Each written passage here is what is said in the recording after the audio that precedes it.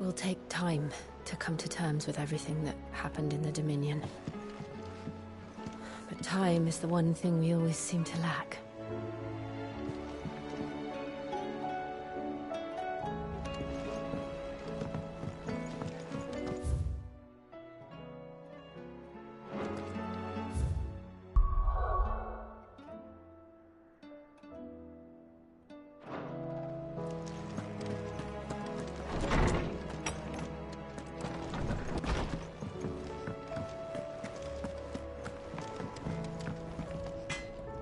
What do I owe the honor?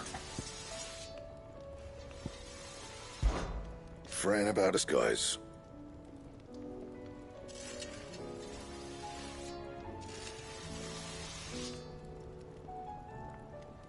Unless that is... What do you want? Should last you a good while.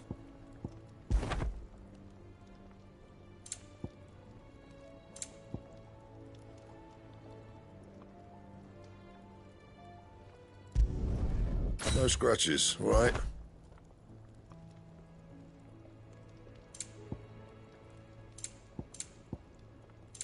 And?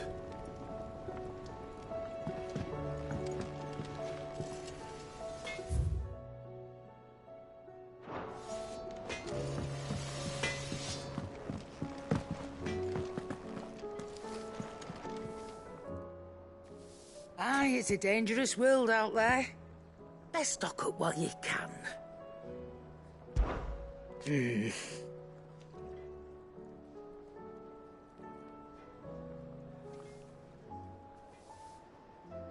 whole realm's in chaos. But as the old saying goes...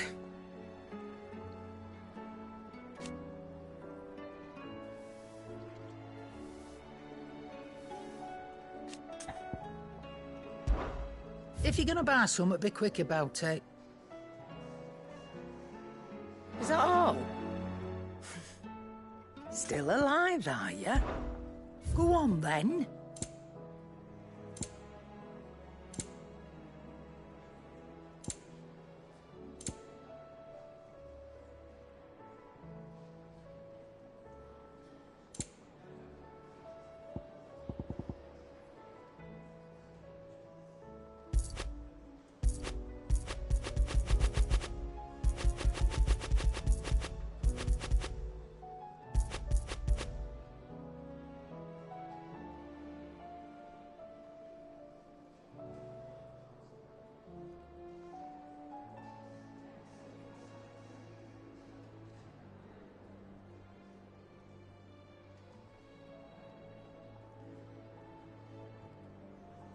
Finished, are you?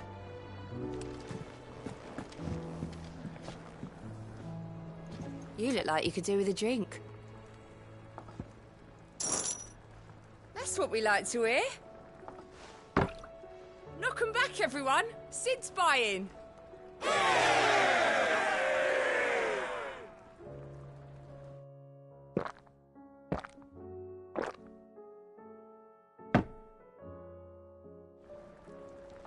Don't be a stranger, Sid.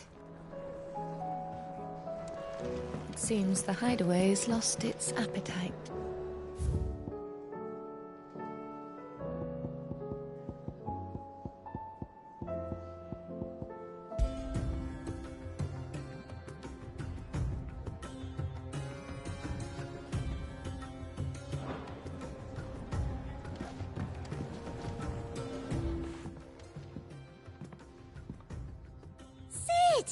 Look what the curse breakers brought back from Dalmekia. Said they were all the rage in Dalamil. Looks sort of funny if you ask me. I'll be damned. Have you had one before? Something smells good. What are we having? Bombs! And they are good. You should try one.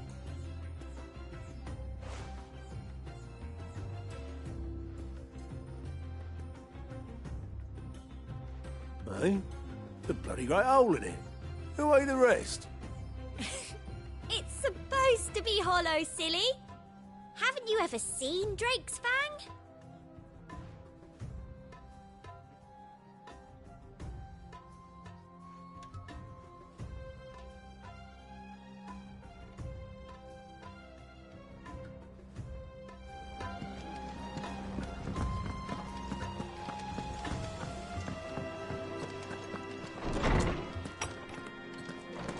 Is a storm coming, Sid?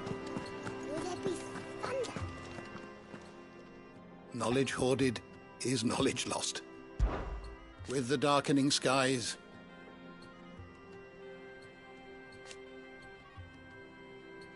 but be that as it may,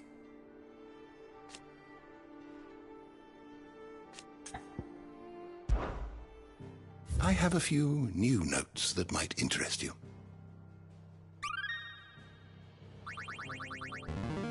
There is a rather fascinating excerpt I've been meaning to show you.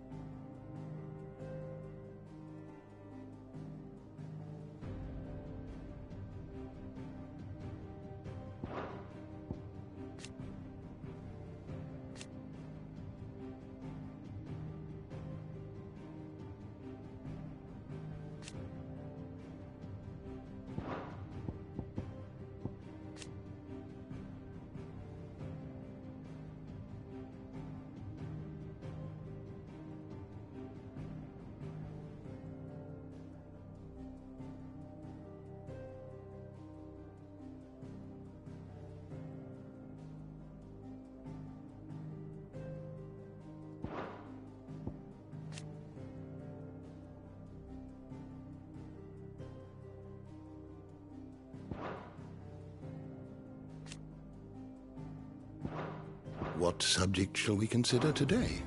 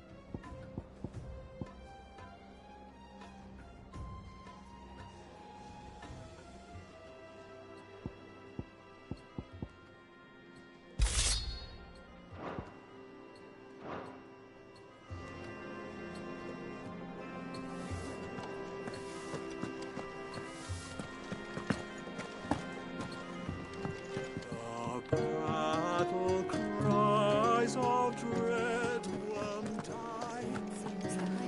Who in pride is led? Ivan's newest dish is a masterpiece. Once you get over the urge to gag, that is.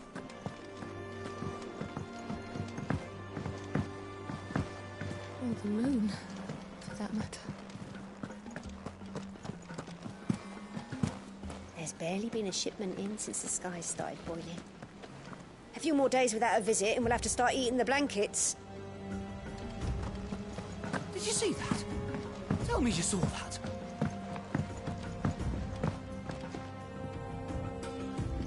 There's talk of these skies driving men mad. Most of the hideaways on edge.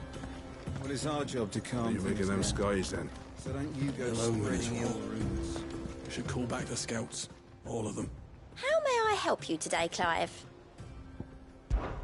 It's not true.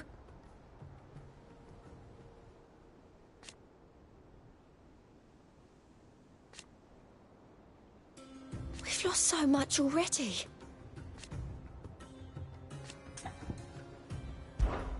Your benefactors are a generous lot.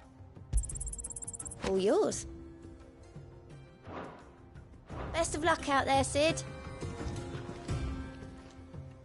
Fancy a look at the list, do you? I don't mean to be gloomy.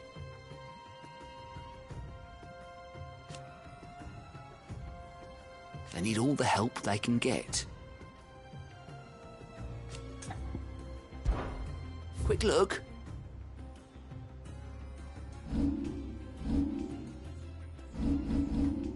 Always something in there.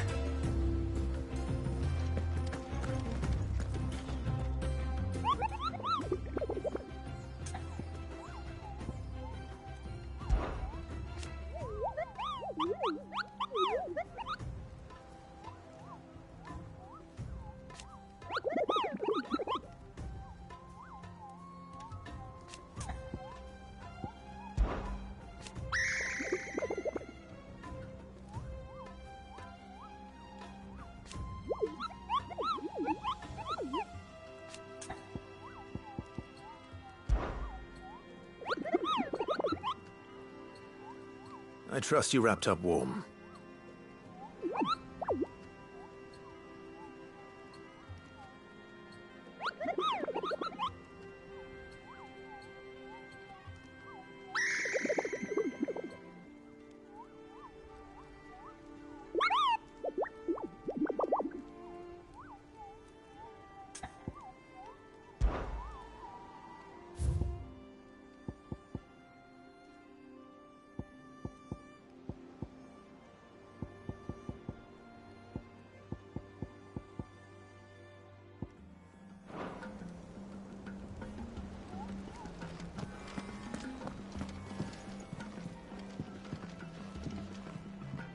What will it be today?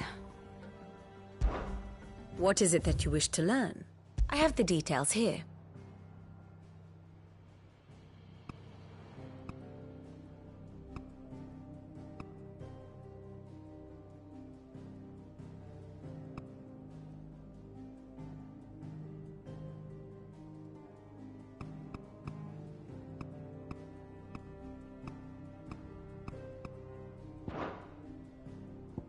Here you are.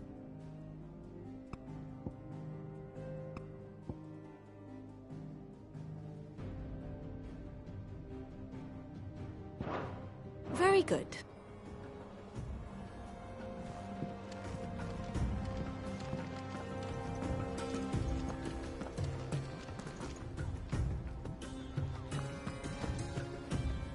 Otto, how fares the realm? The realm? Oh, she's just fine. As long as you look past the fact storms out mother crystals and her skies are a roiling cesspit. And Gav? He's with your uncle in the Free Cities, helping Mid with her project. Sent an owl their way the moment the winds turned foul. Still waiting on a reply, though. Do you have any good news? Well, that depends on your definition of good. All right, fine. What do you suggest we do? Oh, no, I'm just a messenger. I leave the scheming to those more suited to the task. Could be that Lady Vivian and Old Tomes have their own thoughts on the current state of things. Could be that they don't. It certainly can't hurt to ask. I suppose not.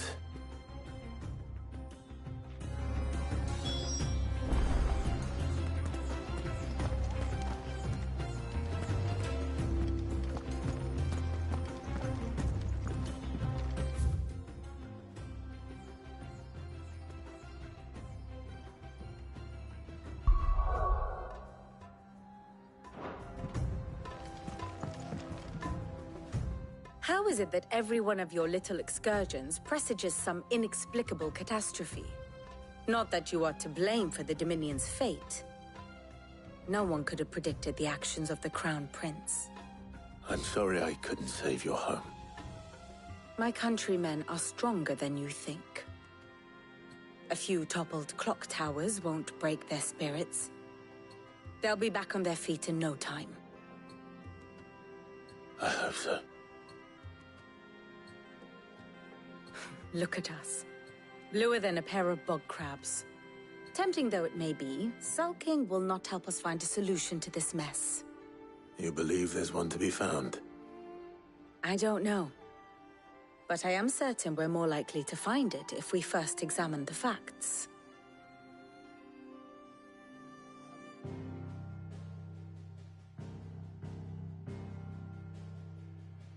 Beneath these darkened skies, fear and confusion reign over Valisthea. Oh, the lands around the fallen Mother Crystals had already begun to wilt for want of ether. But not like this. Crystals that filled wells and fueled furnaces, now nothing but pretty shards of rock. And those that hang from the people's necks cast nary a glimmer of light to keep the dark at bay. It is only a matter of time before the common folk convince themselves that the end of days is upon us. Yet I fear a swift end is more than we can hope for. While most of the world thirsts for ether, the remainder drowns in it, spawning Akashic in droves. And amidst the hordes of mindless beasts, with magics as like to fail as function, even the strongest nation would falter. Rosaria and the Iron Kingdom teeter on the brink of collapse, while the tragedy in Twinside has all but paralyzed the Holy Empire. Dhalmekia fares little better. Rumor has it the ministers fled the capital after the fall of Drake's Fang, leaving their beloved republic to crumble. Waloed, meanwhile, moves in earnest. The Einherjar has been sighted off-storm. The world, in short, is in chaos. It would seem our civilization was nothing but a castle of sand, to be washed away at the whim of the waves.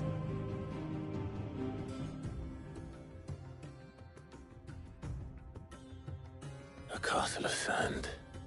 Not my best flourish, but it seemed fitting. The reports I've received are considerably more blunt in their appraisal. Without the protection of their nations, it will fall to the people to defend themselves against those who would take what is theirs. Which is only ever going to end one way. Defending a farmhouse against a band of chocobo thieves is one thing, but pitchforks and palisades will do little to stall an army's advance. Should the King of Waloed deign to invade, there would be none to stop him. None but us.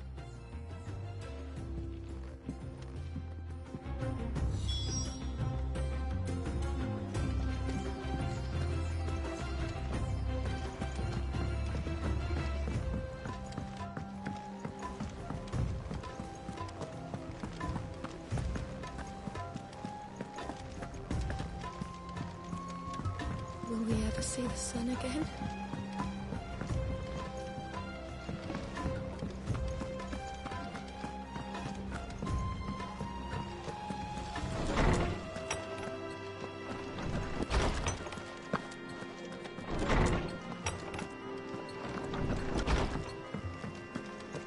Seems the hideaway has lost its appetite.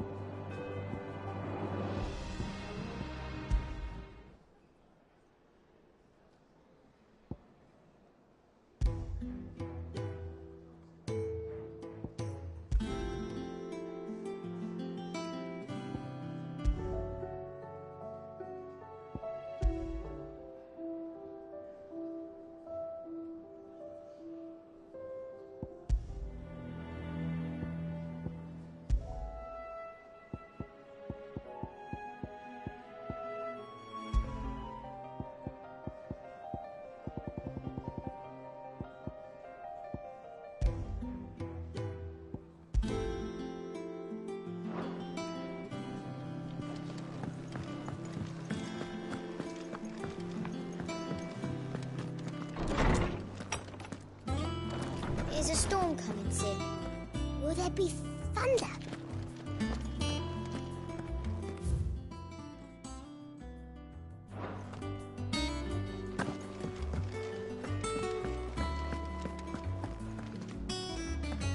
Sid, did you know that chocobos are far more resilient to the effects of ether than most other beasts?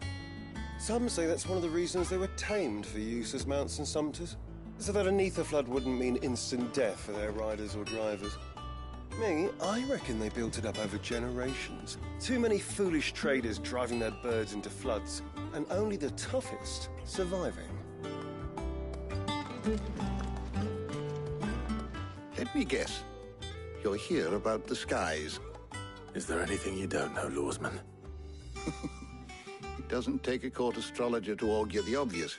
As for what has disturbed the heavens, that, I believe, is a question the Fallen might be better placed to answer than I.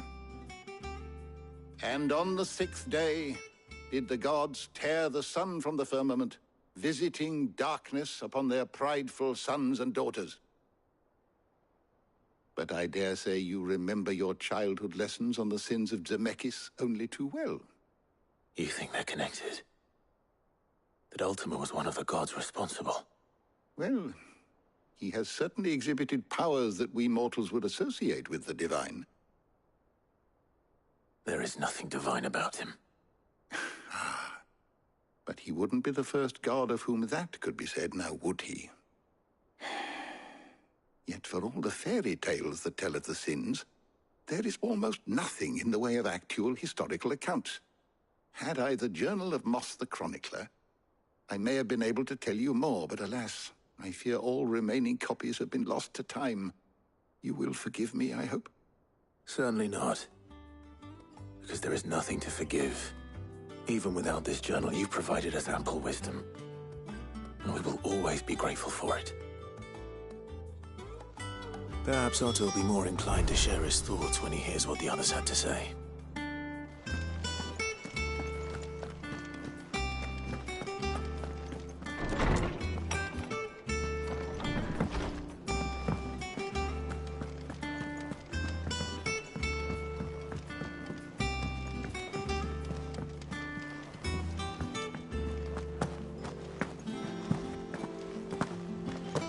Did you see that?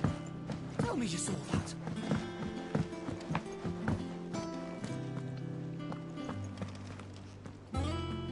Clive, we have a problem.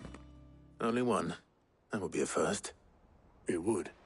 Actually, there are 3. We had as many owls arrive while you were at the shelves. Martha's got a Kashik at her gates, and talk of monsters roaming the hills outside of Northreach has put the wind up Isabel and her lot. And don't forget Dalimil. Lubor says the village was raided by bandits. When it rains... It fucking pours. The curse breakers are spread thin, taking stock of the damage in the Dominion. And even if I could get word to all of them, I doubt they'd get here in time to make any real difference. Which means there's only 2 people who can. Jill and I. Let them know we're on our way.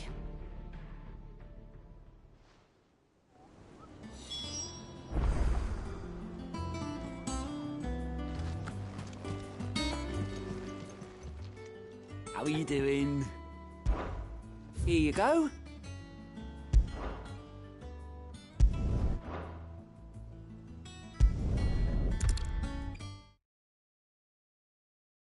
First we find Isabel.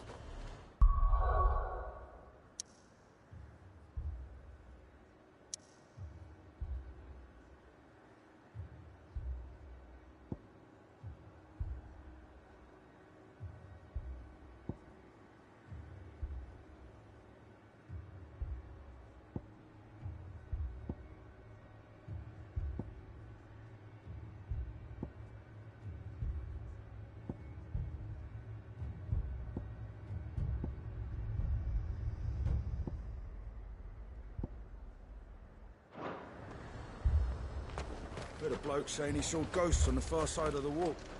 And what can I do for you?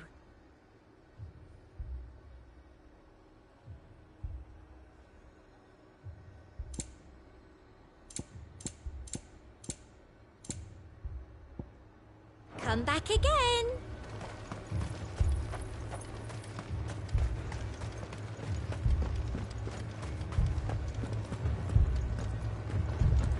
Times are hard.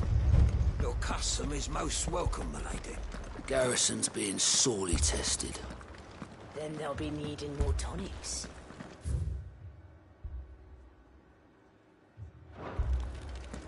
If there are ghosts in the Royal Meadows, then why isn't the garrison dealing with them?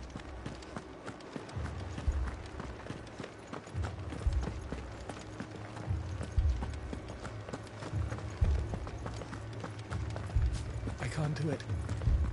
I can't. Please. But you can. You must. For me. For us.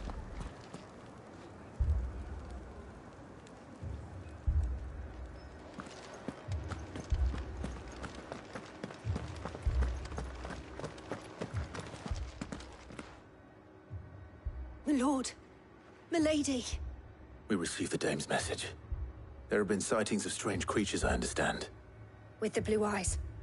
Yes. Like a Kashik, but different. They've taken so many. I've lost count. Akashic, but different. Ultimus thralls. And what of your mistress? Is she here? Oh, no. She went to the garrison to ask what they were planning on doing about all this. Then we'll look for her there.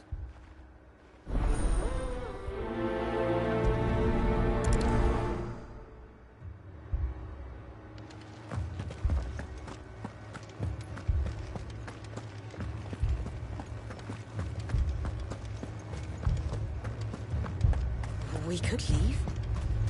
But when? The two soldiers were carrying another. He didn't have any legs.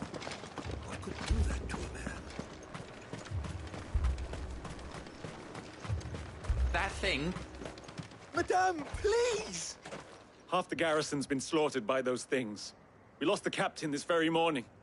We've tried requesting reinforcements, but there's been no word from the capital or the Dominion in days!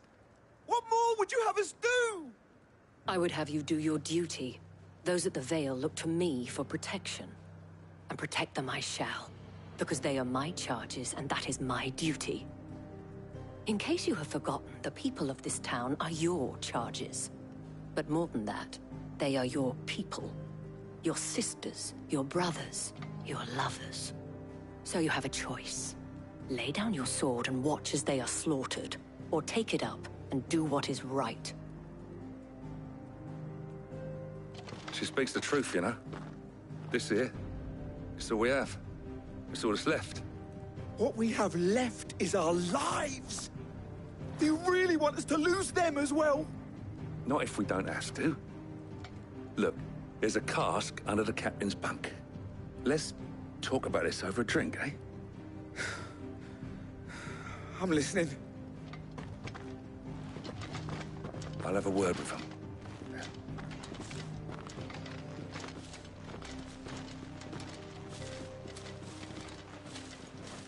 Ah, Clive. I didn't expect help to arrive so quickly. And sought to take matters into my own hands. It was a noble effort. But I thought you might still need some support.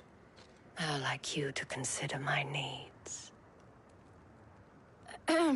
What we need to consider is where the creatures came from. The way the survivors speak of them, one would think they appeared out of thin air. And perhaps they did. It's hard to know what to believe these days. We'll talk to the survivors.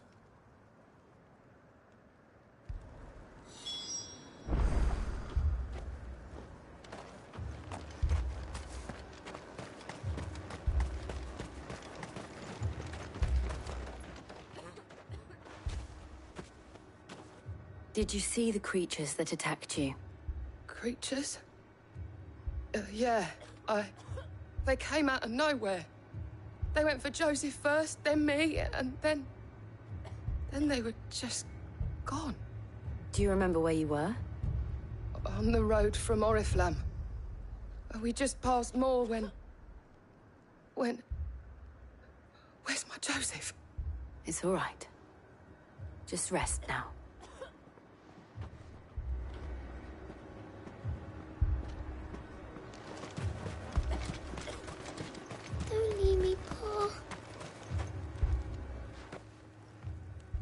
You're a pikeman, yes? What happened? I've got family in Moor. I heard the flood was spreading, so I went to see if they were all right. And a pack of them glowing things found me in the meadow. I ran for my life. I never did get to the village. Leave that to us. At least we have an idea of where the thralls might be now. We should head for more. You're safe now. That thing, it took off the captain's head. Before we could even draw his steam. I assume you have a plan? We need to find out.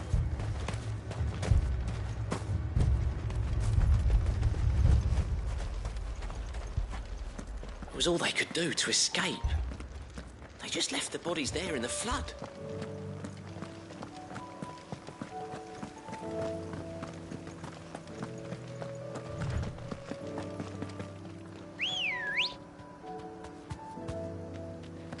Let's go. Run like the wind.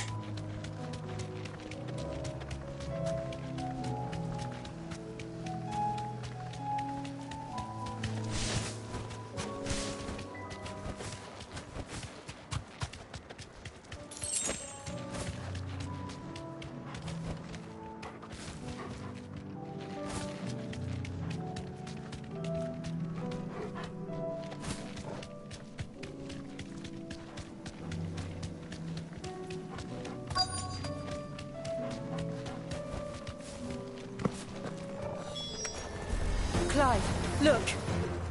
I see them. With me!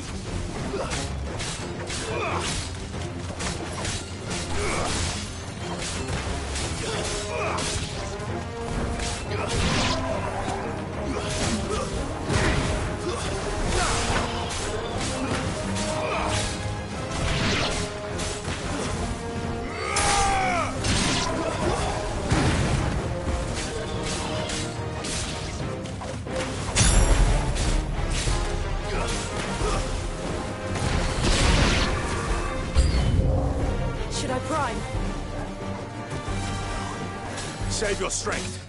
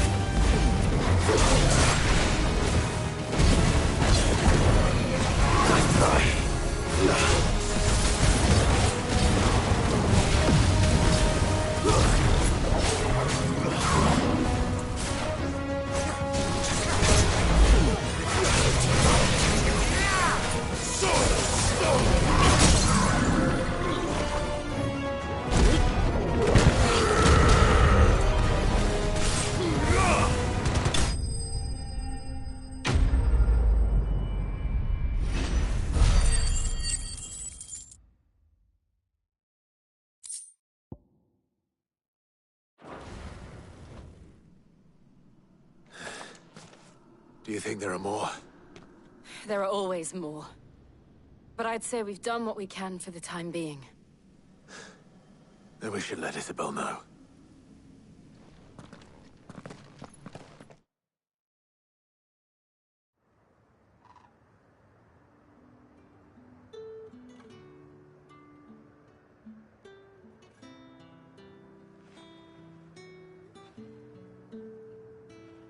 You have the town's thanks.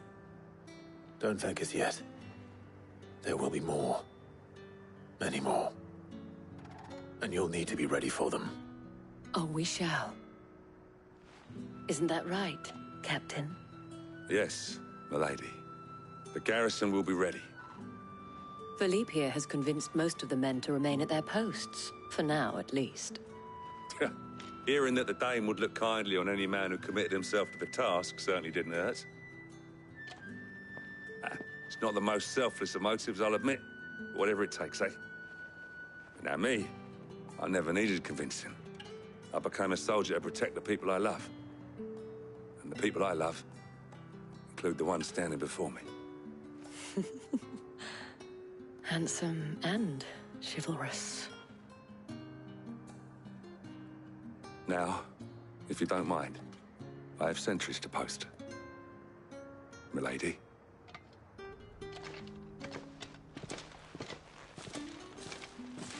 Lest you wonder, I'm not foolish enough to believe that this has solved all of my problems. But it has solved one, and that's one fewer than I had this morning. Thank you again, Clive.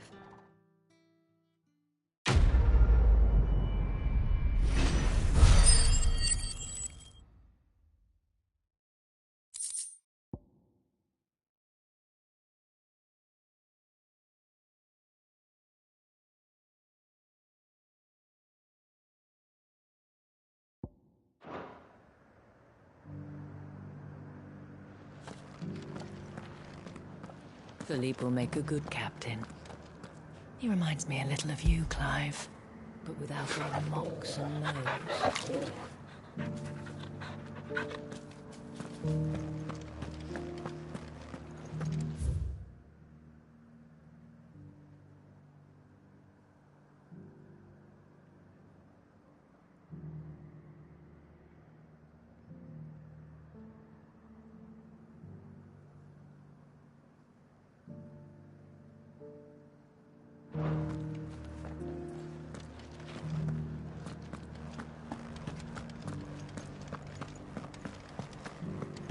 So many were injured.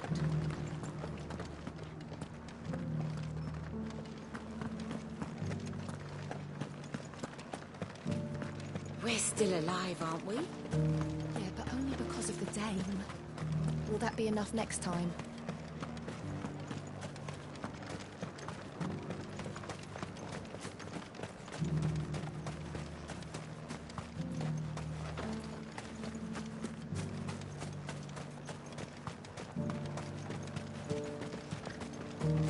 To the meadows, then. That's what the captain said.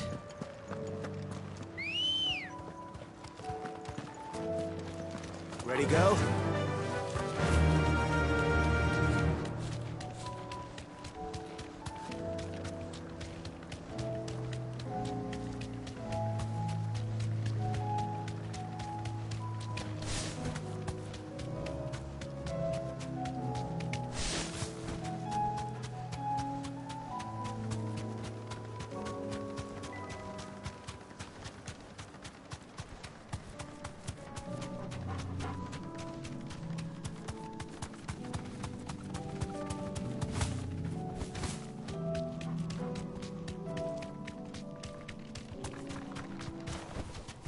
No need to ride from here.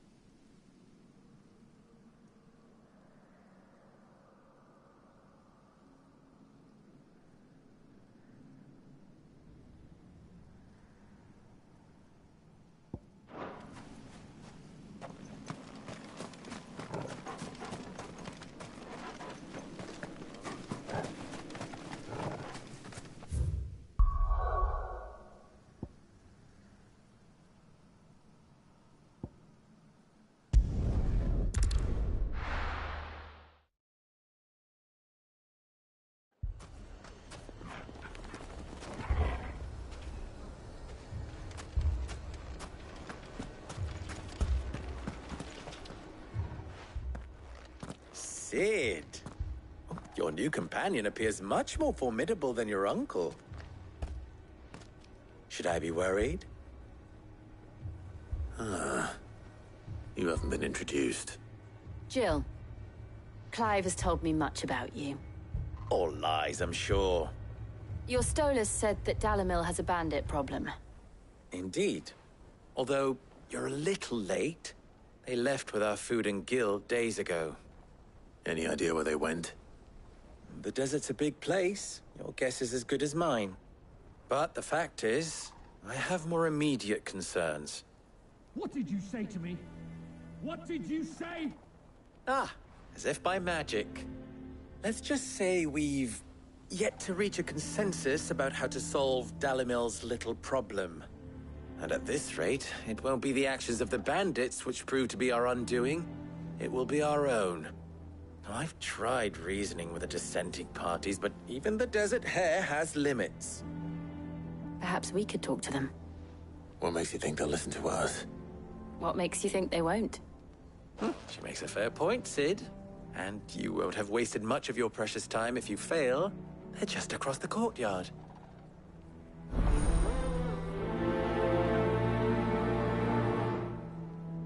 Suppose we just follow the shouting.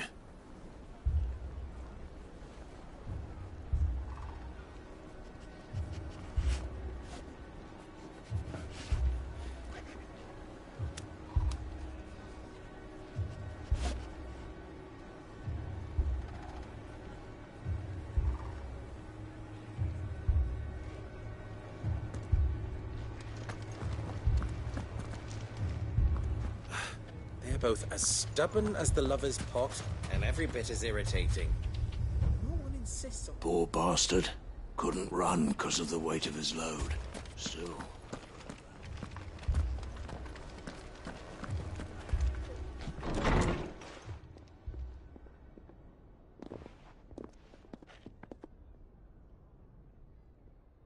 You wouldn't talk like that if it had been your men whose throats were slit. Blood for blood, it's the only way. We hire mercenaries and have them mount the bandits' heads on our walls as a lesson to the rest. And what happens when those mercenaries are slaughtered like your men? Are you going to hire more? We're better off using that coin to buy food and supplies. If we hire mercenaries, the only thing we're buying is the bandits' ire. And you cannot fill empty bellies with that. Do you hear me? But what happens when they come back? Maybe it'll be your throat that's slit. That's enough. Both of you. Any more of this and I'll throw you out myself. Come back when you're ready to talk like adults.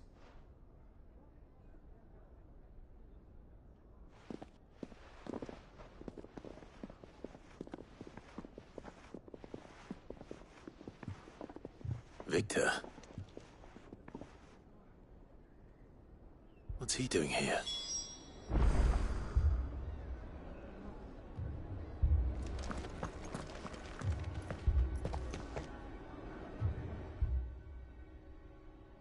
Sid. And Lady Jill. What brings you here?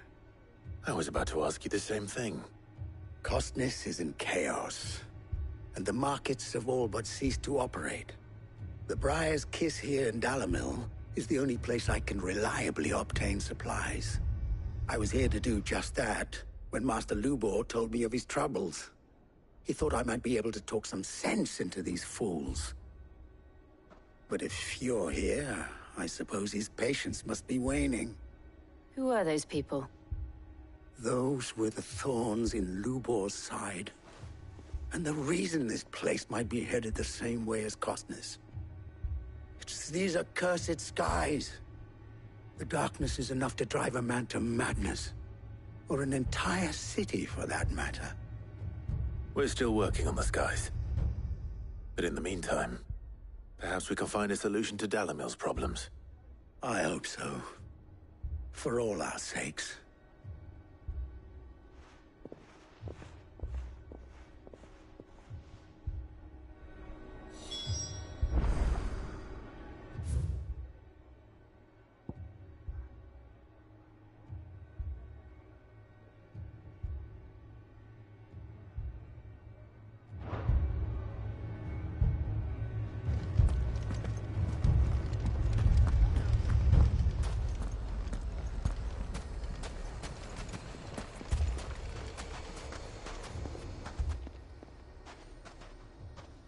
Well, this isn't at all foreboding.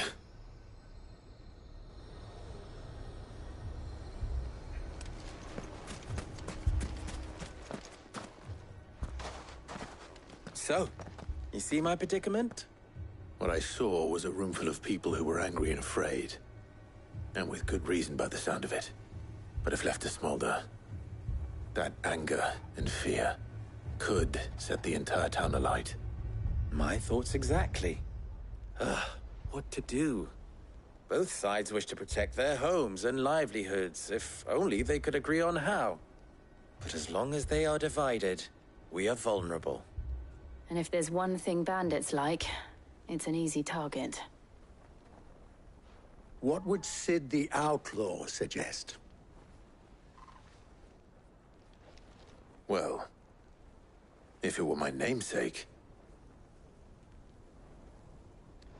he'd let them choose for themselves and be on hand to pick up the pieces when it all went wrong. That sounds like a recipe for disaster. A recipe for disaster is precisely what it is.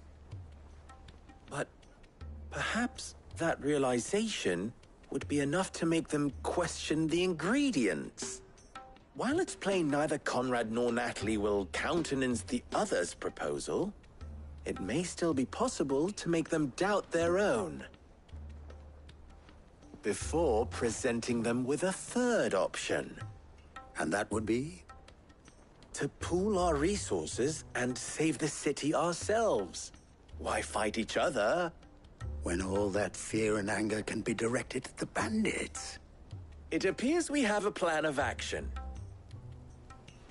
Victor, pay Conrad a visit. See if you can't convince him of his folly. I'll speak with Natalie. As you wish. Your faces are not well known in this town.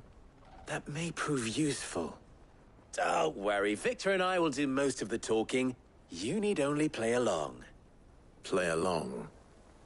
What he means to say is yes.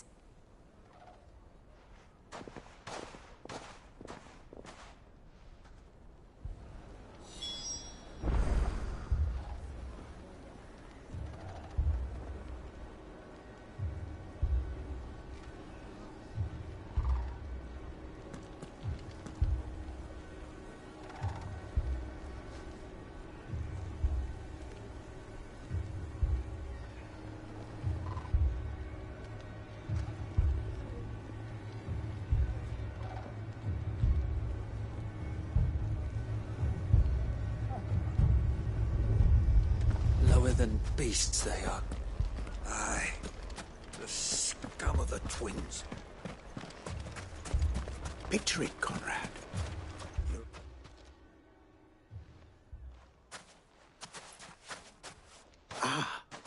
Here she is.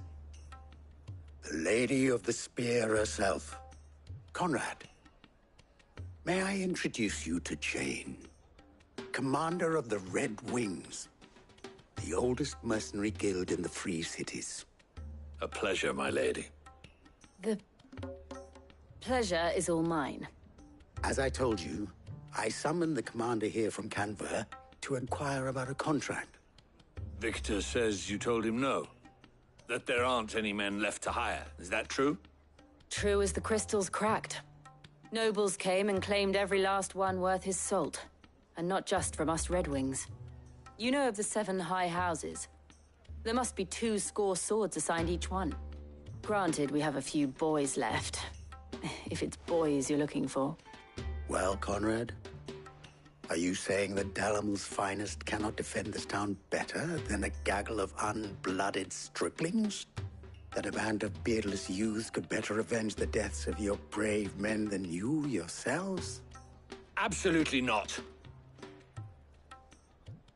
We'll show those bastards who they're dealing with.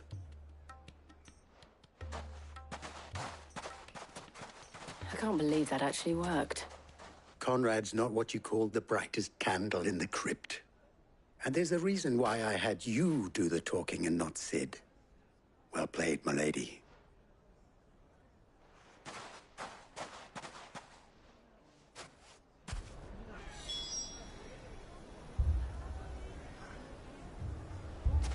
Then let us band together and show these brutes that Dalimil is not to be trifled with.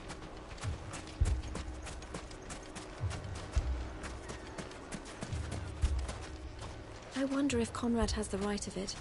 We always called on sellswords and the men of the Rock to guard our gates before. We don't have enough blade.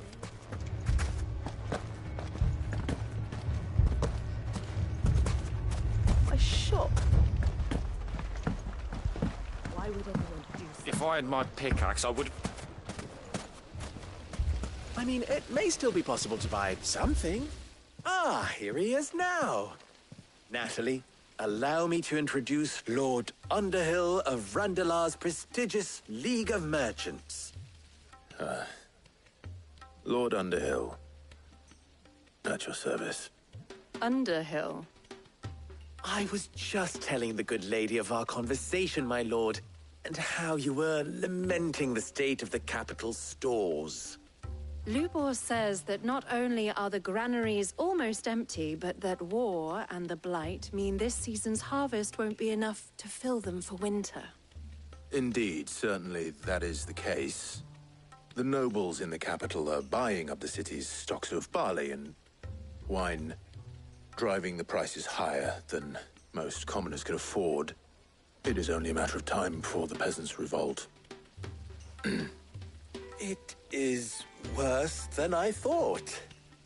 If what Lord Underhill says is true, I fear we have little hope of supplementing our stores, meager though they regrettably are. And while I applaud your endeavors to dissuade our more bellicose citizens from seeking vengeance, I sense Conrad is not wrong in his assessment of the bandits' likely return. Which means that now, more than ever, we will need to secure what little we still have. Food, weapons, herbs, everything. If our humble town is to endure not only this hardship, but those that are certain to follow, we must stand united. All right. If it will help to protect my home, I'll do it. But you needn't have gone through this charade.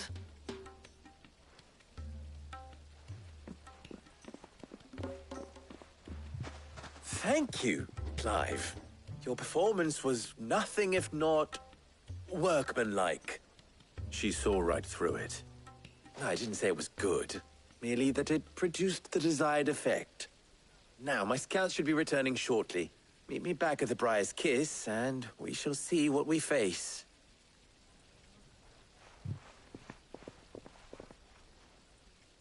I'm not convinced our roles in this ruse were entirely necessary. I don't know. Conrad seemed quite taken with you.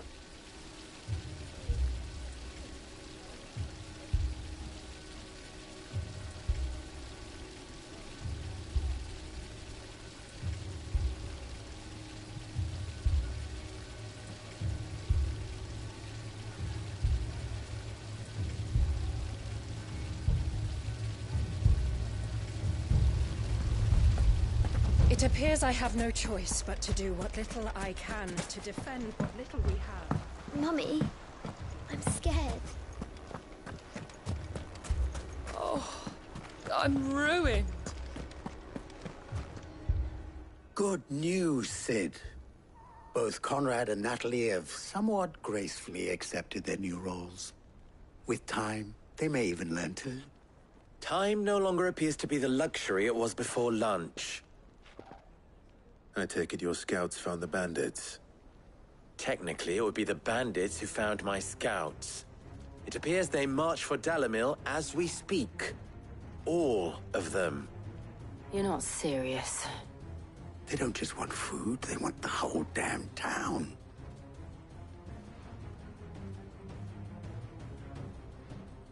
I have a favor to ask. I'm told the bandits march in two groups, one from the south and one from the desert, in a move doubtless intended to stretch our already gossamer-thin defenses. Very well. Jill and I will meet those from the desert. But what of the rest? The rest, my friend, the city shall fight.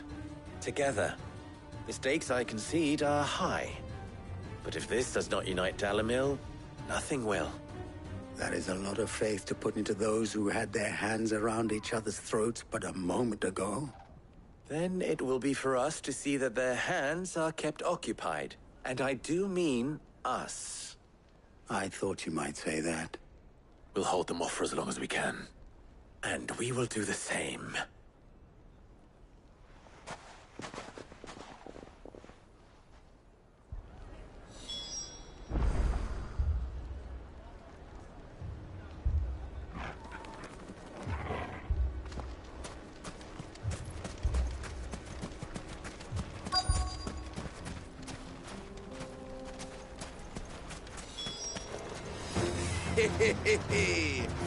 The women folk have come to bug us. I'll take that one. He's all yours.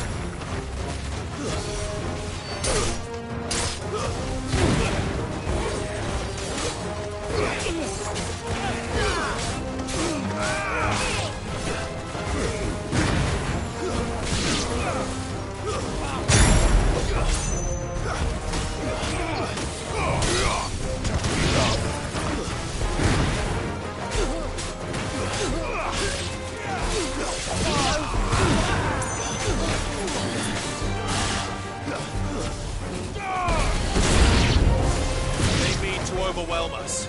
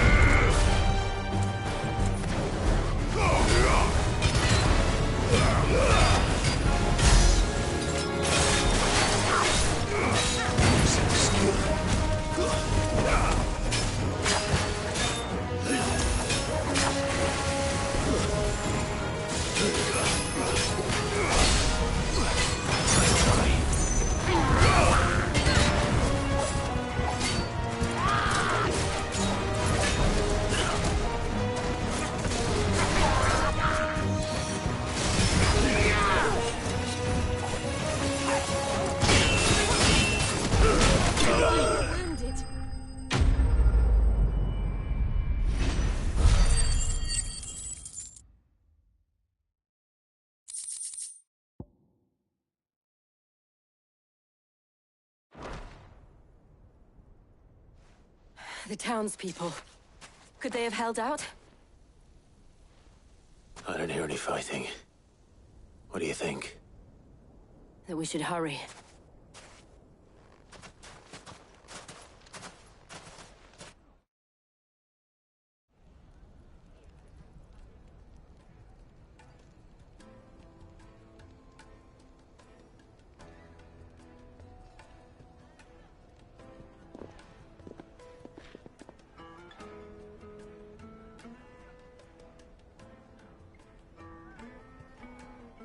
Natalie, I owe you an apology. You did well out there. The inn would have been lost had you not held the line. Without you, there would have been no line to hold. You saved us, Conrad. You saved Dalimil. We all saved Dalimil.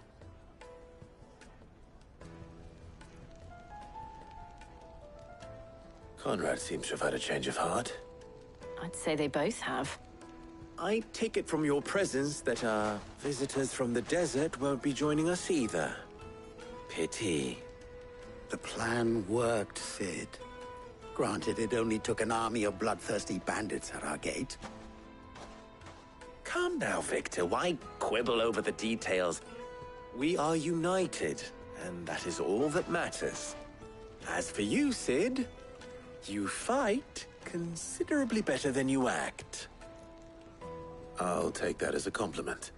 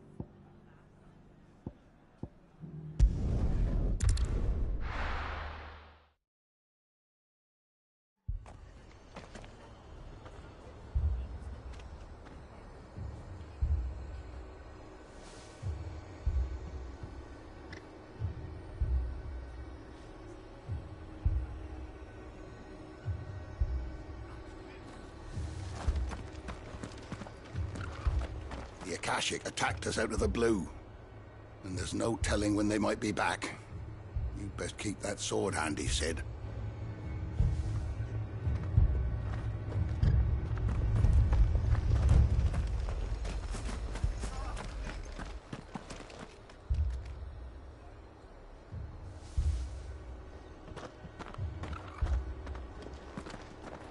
The Akashic attacked us out of the blue.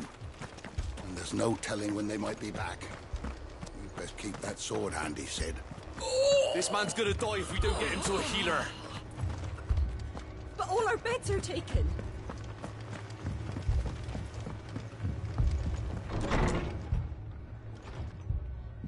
Martha, it's good to see you.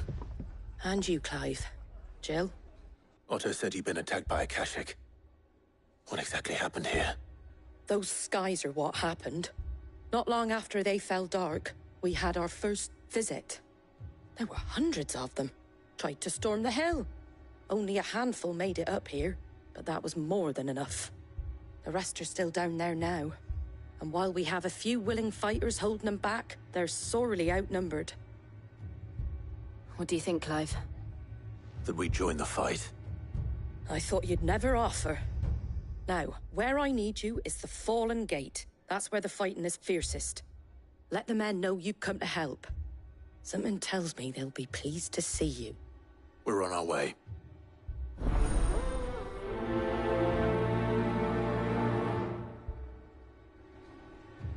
Do you think there were as many as Martha says? More.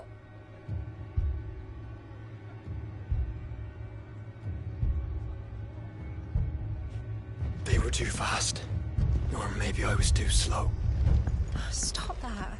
You're alive. That's all that matters.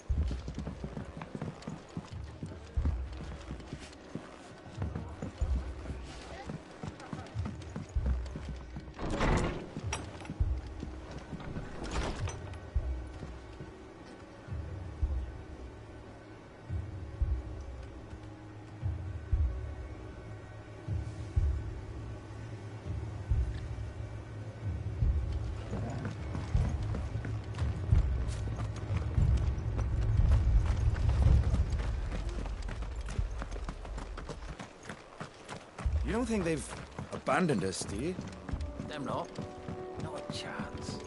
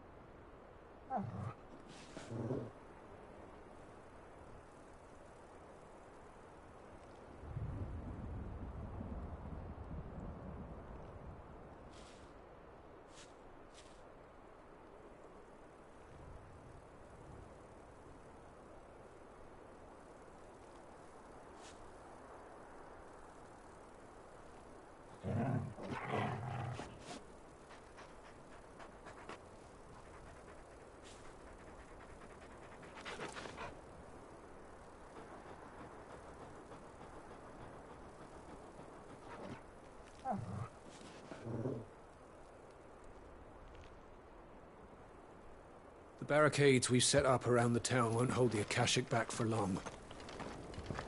Might buy us a few moments to...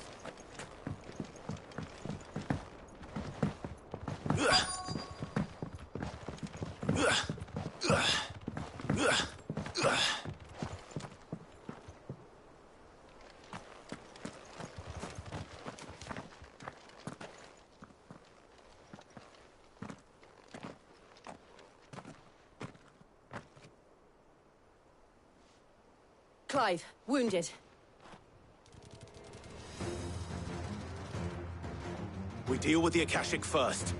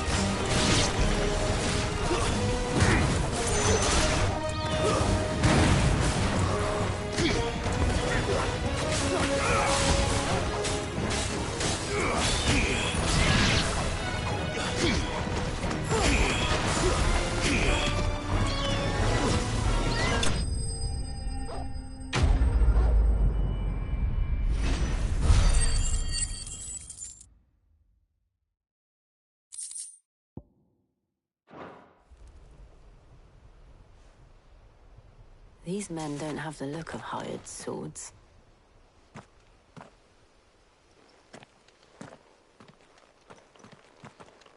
If you've come to rob this place, You are mistaken, my Lord Rosfield.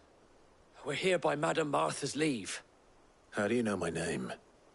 Forgive me, my lord. There wasn't time for introductions. We're with the Guardians of the Flame.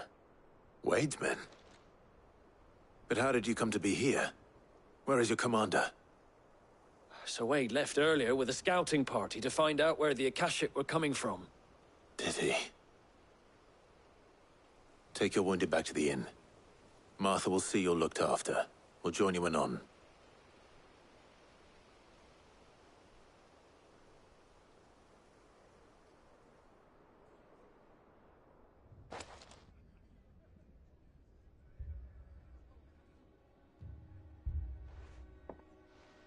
And to think you took them for thieves. A fine reward for holding off the horde, that is. When did Wade and his men arrive? Not long after Rosalith fell. The Guardians asked me to shelter some of them that had lost their homes.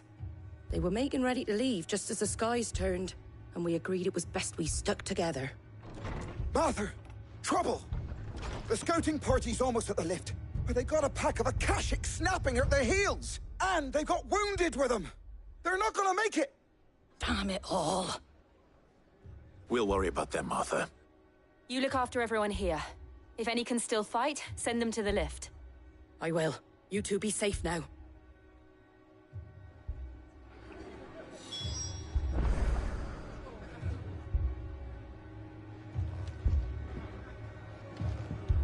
The lift can only carry a few at a time. It looked like the Guardians were going as quick as they could, but without any injured. Might make it to the cliff.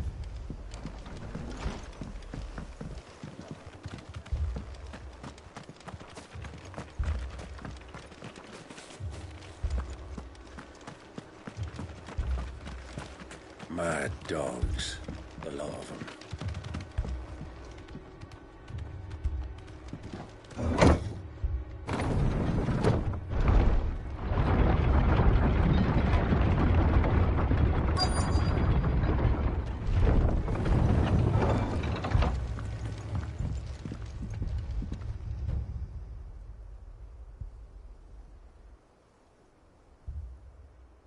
Squire, I need you to get those who can still walk up the lift to Martha's. But what about... I didn't ask, Oscar. Sir. Sir Wade. Lord Rossfield? If you aren't a sight for sore eyes. Martha seemed to think you might need some help. And by the looks of it... We thought we could sneak by them. But we didn't know there would be so many. How could we have? Behind you!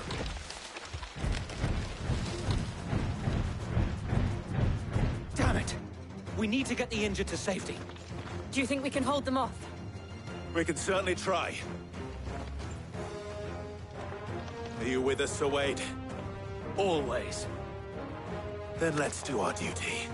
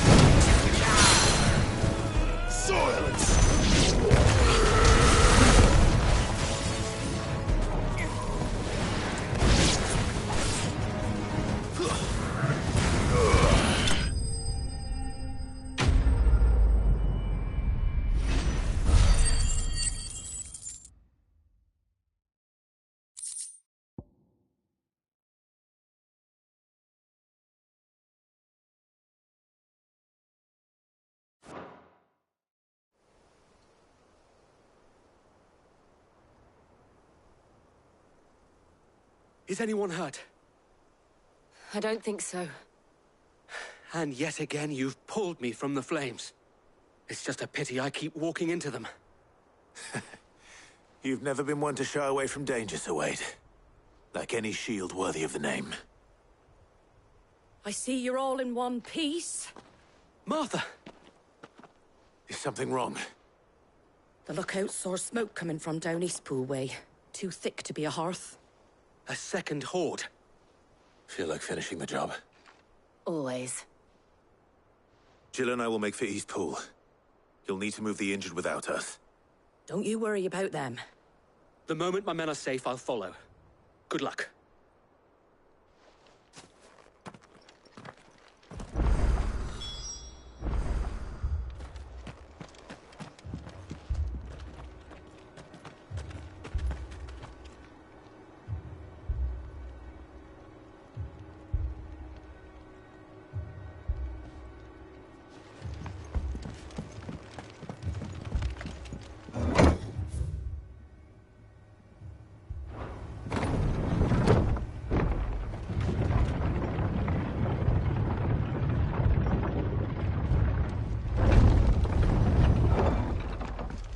Mad dogs.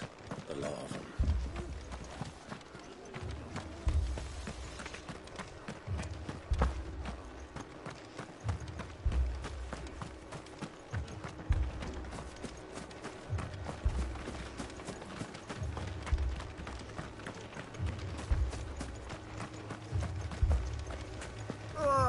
Just patch me up as quick as you can and get me back out there.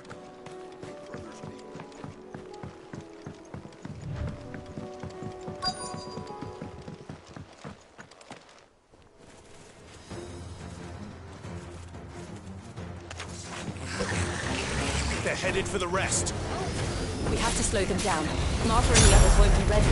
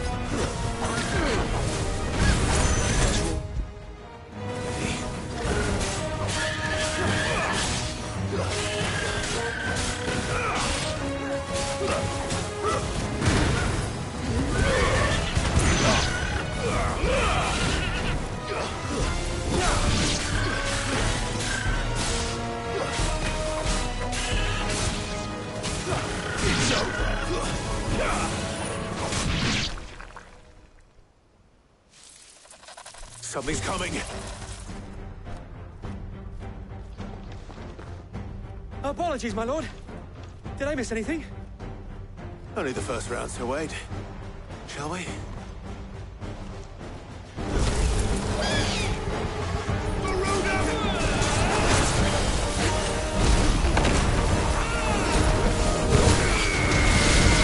Nice try.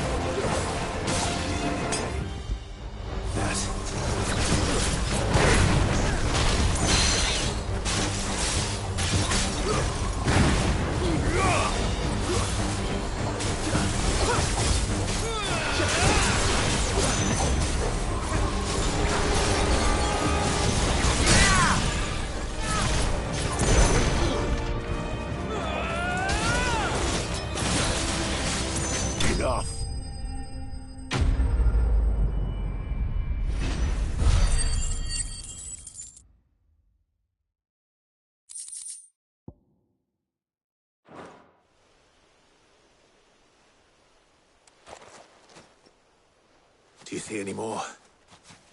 No. I think that was the last of them. But it won't be long before the next lot arrive.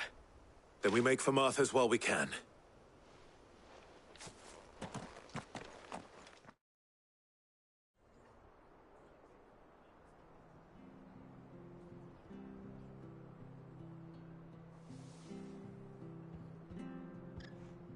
What did you find out there? The same as Sir Wade. Scores of Akashic. Well, wherever they came from, they're gone now. Our lookouts say the lowlands are clear. Hopefully we'll have enough time to lick our wounds. How many of your men were injured? A damn sight less than if you hadn't turned up. Thank you. It was a hard-fought victory. But as long as the skies remain dark, I fear the Akashic's numbers are only going to rise. It's not a matter of if the Horde will be back, but when. And whether that's sooner or later, we'll need to be ready. The inn here affords a good view of the land, and is easily defendable. I'd like to make this one of our outposts. What do you say, Martha? You'd have more men to guard the rest. Well, when you put it like that... Of course they can stay.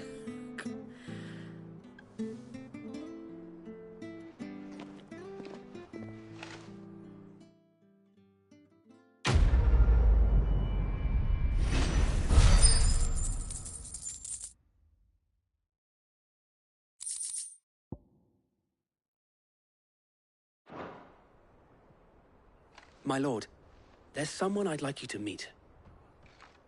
Oscar, over here.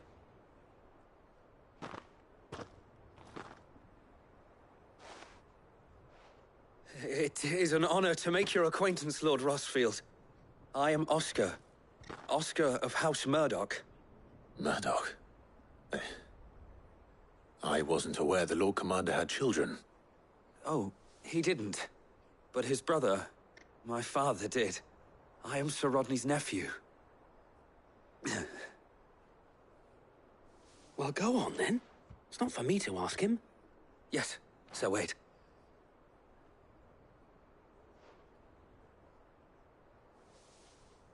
If it please you, my Lord Marquis, might you take me as your squire?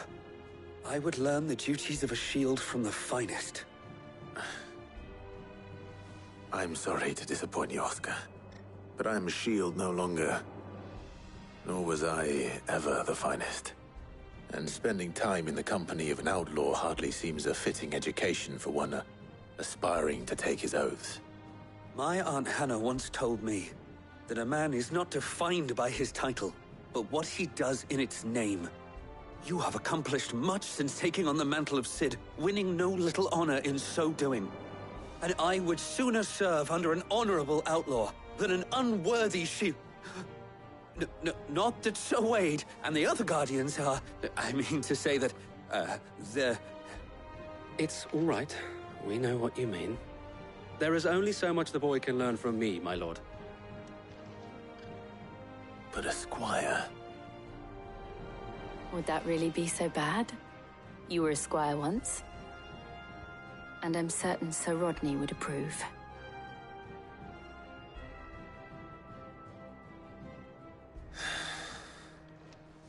Know that I'll show you as much leniency as your uncle showed me.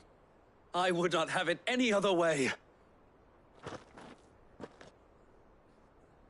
Our friends seem to have things under control.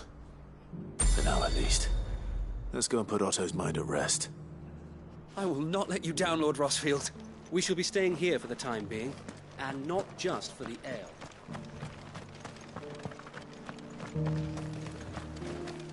What are you after? Take care out there, eh?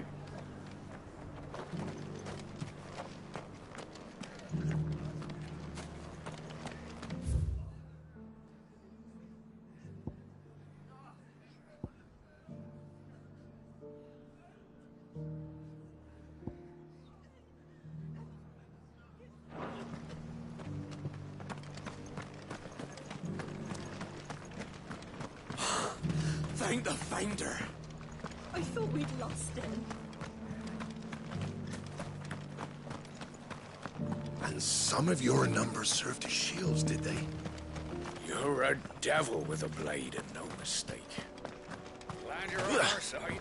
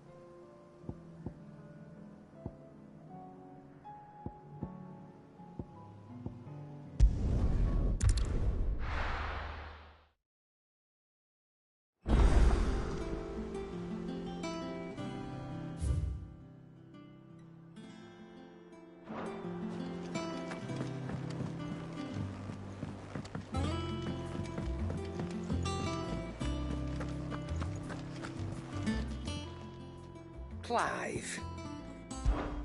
Going purse weighing you down?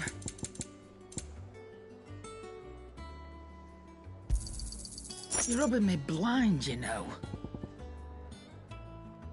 Is that all?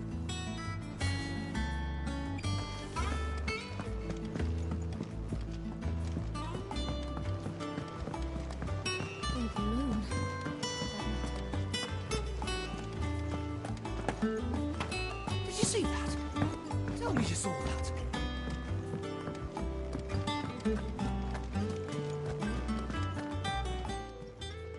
Oh, I wasn't expecting you back so soon.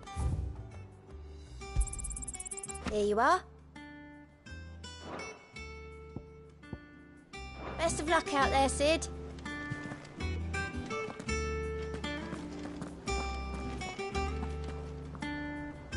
Was wondering when you turn up. Hellos from all our friends thanking you for your timely intervention. How is it you always manage to arrive at just the right moment? Luck, I suppose. Any word on the rest of the realm? Let's see. Storm's still crying out for mother crystals. The nations are still in chaos. And the skies are still the colour of a kick in the kidneys 2 days on. So... Right. Clive, we knew this was going to happen. Well, not the bleeding skies part, but you take my point.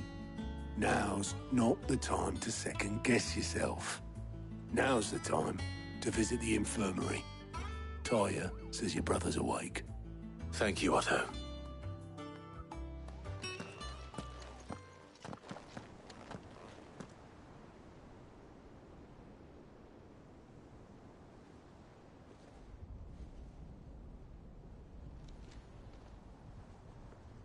So it was not Sylvester, but Olivier who served as Ultima's puppet. And when Dion learned of this, he sought to slay the fiend.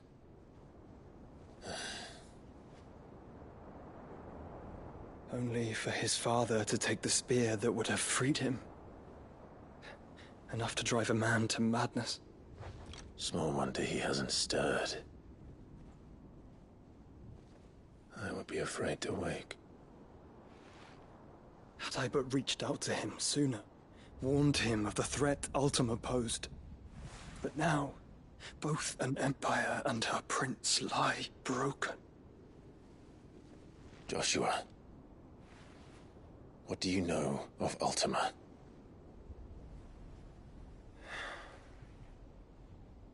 Very little, I'm afraid.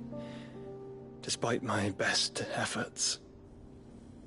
18 years ago, as I lay buried beneath the rubble of Phoenix Gate, 'twas not death who came for me, but another. And it was while in my rescuer's care, I first heard of Ultima. I've been chasing his shadow ever since.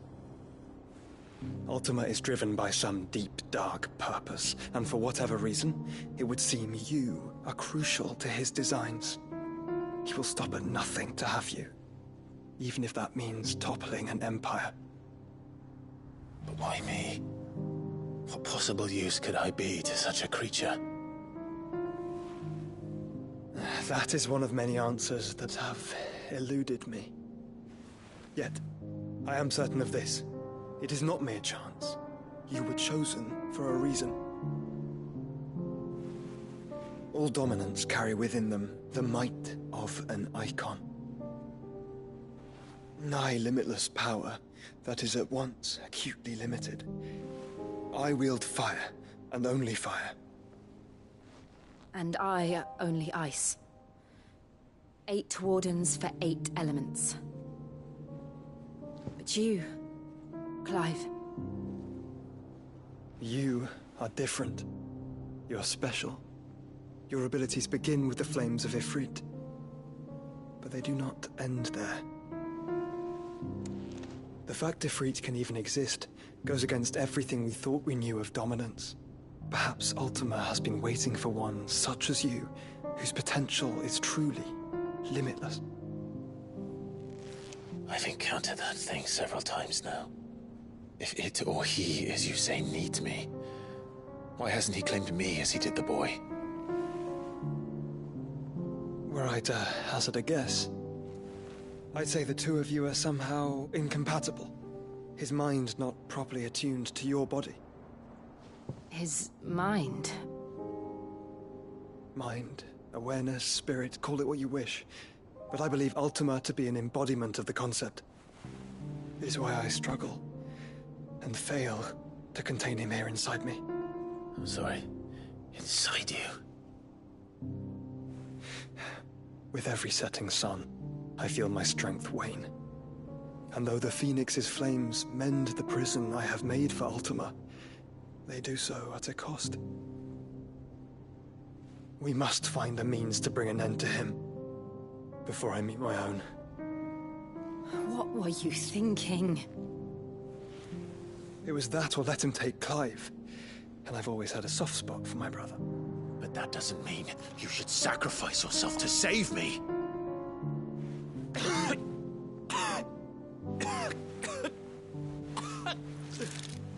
Joshua. Clive, it's Gav.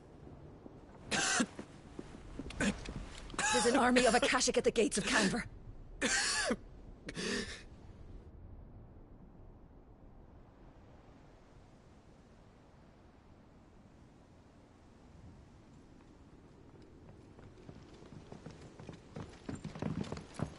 Well, what's the short of it? It's all Tyre told you. The capital of the Free Cities is under siege by an army of monstrosities. The city guard are doing their best to stem the tide, but numbers ain't on their side. What of Lord Byron and Mid? Were they able to escape? No, but they're all right for now. They're hiding with Gav at midship. We have to get them out of there. And we shall. Otto, prepare a Stolas. Tell Gav to stay exactly where he is. Understood. Vivian, what's the swiftest route to the Free Cities? That sounds like a question for the map. Look here. This road, through Tabor, should provide the least trouble. Good.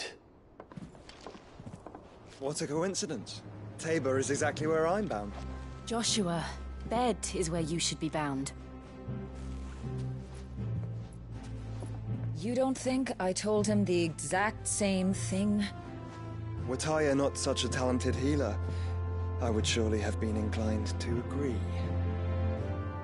But, thanks to her ministrations, I feel I may safely rejoin my attendant, who was to wait for me in Tabor if we became separated. All right, we travel together. Clive.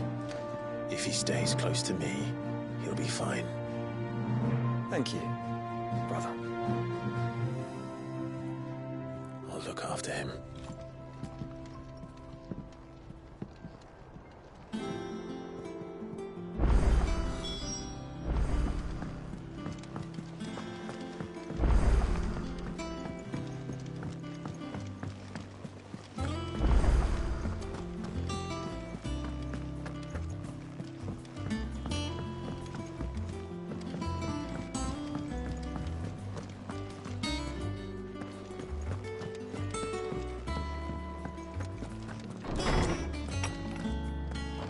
Is a storm coming, Sid?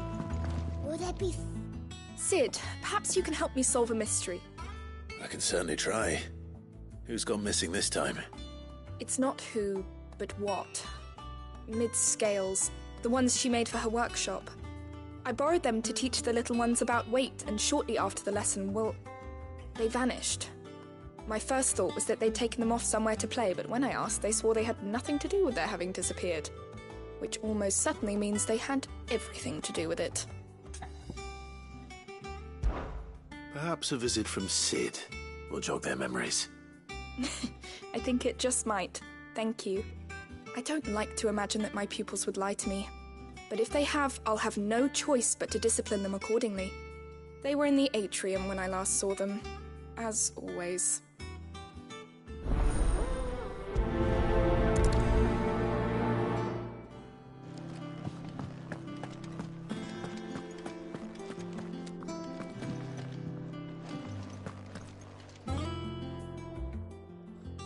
Good morrow to you, my friend. I don't believe you've read this particular chapter before. You wish to study the tomes? Did you learn everything you needed?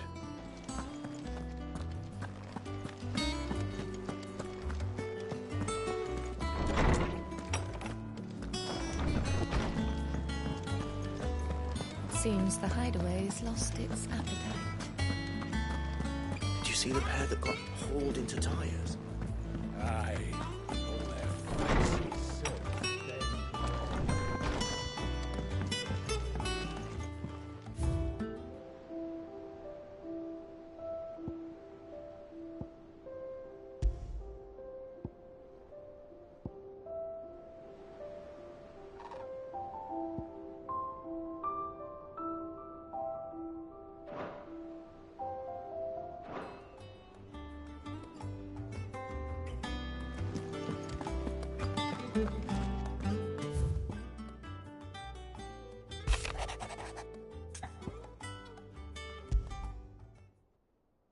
Rutherford.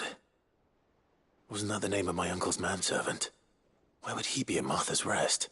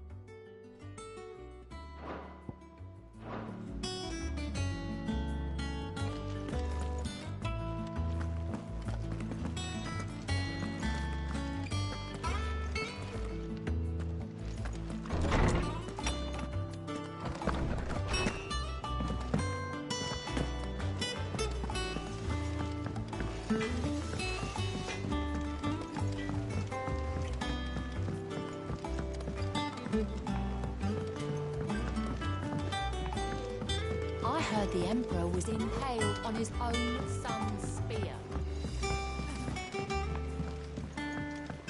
We're all gonna die! You hear me? The Akashic are coming and they won't... What do you reckon we should do? I say we should just tell Michelle.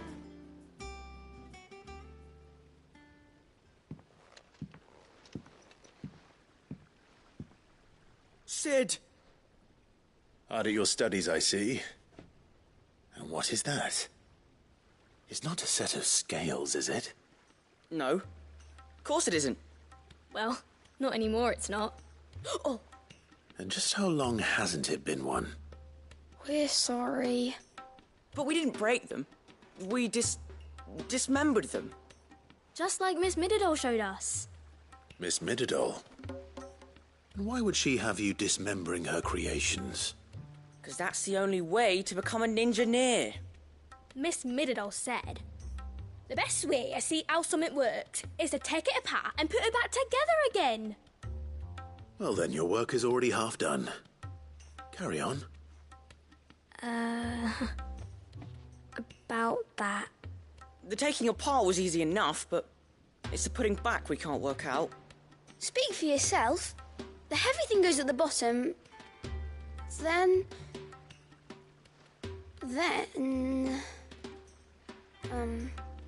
You three need to learn to take responsibility for your actions. So let's have a look at these parts with fresh eyes, shall we?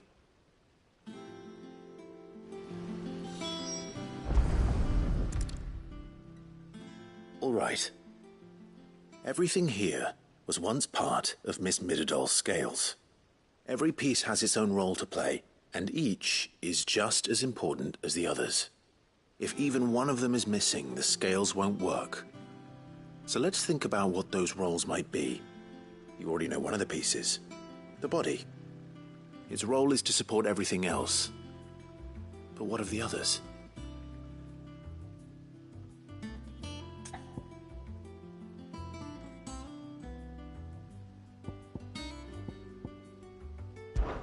This is called the arm. Why do you suppose that is? It doesn't look much like an arm. You're right. It looks more like a wing. Like a chocobo wing! You've ridden a chocobo before, haven't you, Sid? Will you teach me to ride one day? I'll think about it. Now, what do arms do? Hold things. So wait, maybe this arm holds things too? Good thinking. You're on the right track.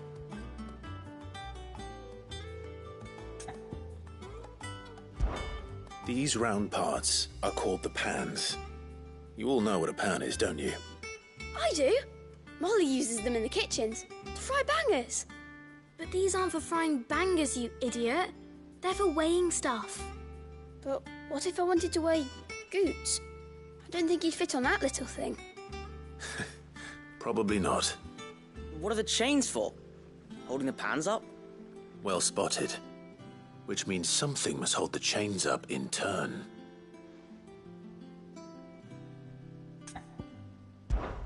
This tiny piece is what's called a cogwheel, or gear. Have you ever seen one before? I have. Miss Middledale's dungeon is full of them. Most are on the floor. She puts them in all her inventions. They spin round and round and round and round and... That's right. They're very useful when you want to make things move. Do you remember if there was anything on the scales that moved? I remember the arm moved when I tried weighing an apple. And then somebody ate it. Not my fault. You shouldn't have tried weighing it before lunch. We know what part's supposed to move and how it's supposed to move. So, let's put the pieces together first, see what doesn't move, and then stick the cogwheel to that. Not a bad idea. You see? It's not so difficult. So, now that we've taken stock of the parts and learned what they do, what do you think? I think we've got it.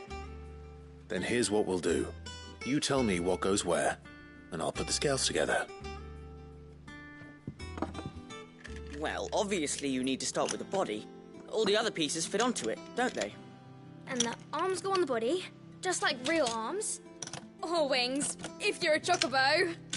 And then the arms hold the pans by the chains. Very good. Let's see if that works. Ah, all finished.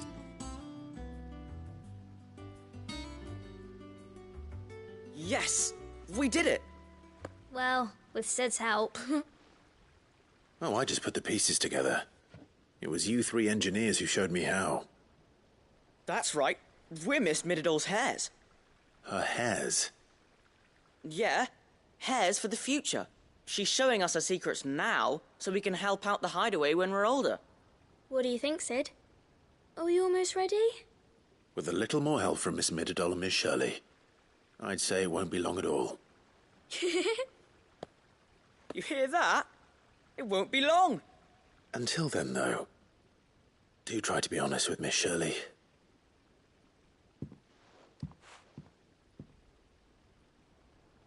Hey, look! We never used the cogwheel. You don't think Sid forgot about it, do you?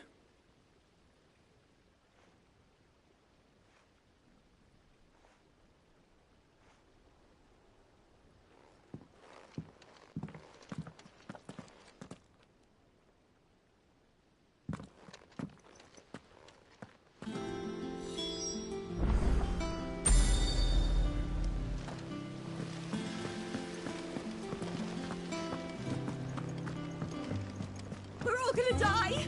You hear me? The Akashic are coming and they won't stop until they've slaughtered every single one of us!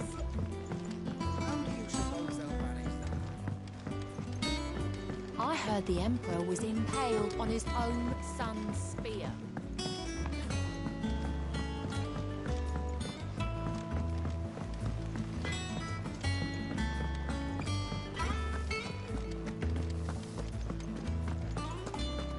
Seems the hideaway's lost its appetite. Is a storm coming, Sid? Will there be... Well, did you solve the mystery? It was as you thought. The children had the scales, or the parts of them at least. They dismantled them to see how they worked. Oh, no, Mid will have my head. Thankfully she won't. This might even have been her idea. Although I was the one who ended up teaching the lesson. I'm so sorry, Sid. I know how busy you are. I shall see that the children are properly punished. Please, there's no need. Mid seems to have taken the three of them under her wing. She's even calling them her heirs. She'd have them follow in her footsteps. And her father's. I see.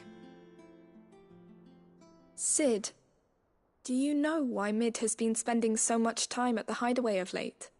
She told me it was because her studies have been interrupted by events in Canva. Is that not true? No, it isn't. The university offered her a commission.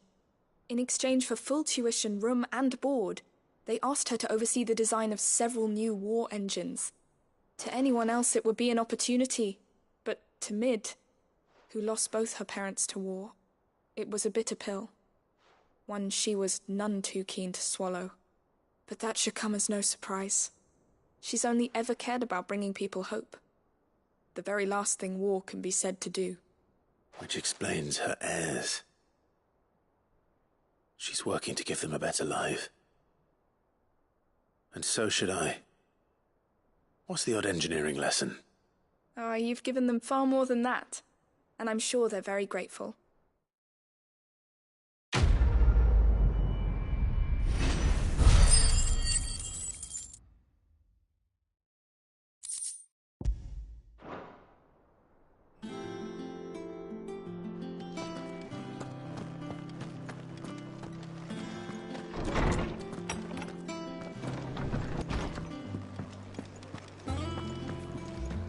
Oh, that blasted book. Here, you put me in this situation, Clive. You can bloody well get me out of it. I need a hand with a recipe. Are you sure it's me you're looking for? I'm not much of a cook. I'm all the cook will be needing, thank you very much. What I want from you is a little of your time, right? Oh, and perhaps your sword. You remember Ivan's stew, right? Well, despite the look of the thing, and that awful stench, people wolf it down. So I thought I'd try making one of these supposed masterpieces myself. Had a peek at the book and gave it a go, but, well... It wasn't as straightforward as you'd hoped? Ivan had the same problem. Yeah, but this is my blimmin' kitchen, and I will not be outdone. So if you don't want to be seen as playing favourites, I suggest you lend me a hand.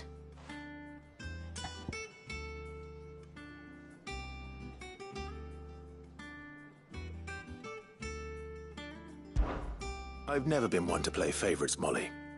And I would be only too happy to lend you a hand. So, what's on the menu this time? A fried mortress of skyworm. That's one heck of a name, innit? Recipe seemed easy enough to an old hand like myself. Thought I'd followed it to a T.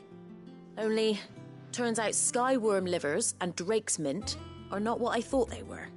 At least I hope they're not, given the rancid mess they made. Ivan said the recipes in the culinary pilgrimage date back centuries. Who's to say the ingredients even exist anymore? Well, that's a question for a scholar, wouldn't you say? Perhaps you know of one? Kindly old fella who haunts the shelves, maybe? Fine. I'll go and speak to Harpocrates. Perhaps he'll know something. And if he does, I'll see if I can find your ingredients for you. You do that. Lest we forget, you've got a reputation to uphold.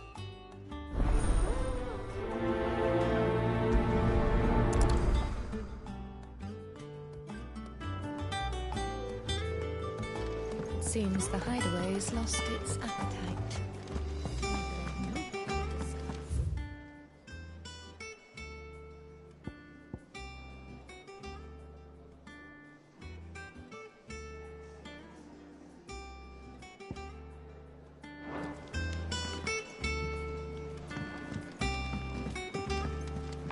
Will we ever see the sun again?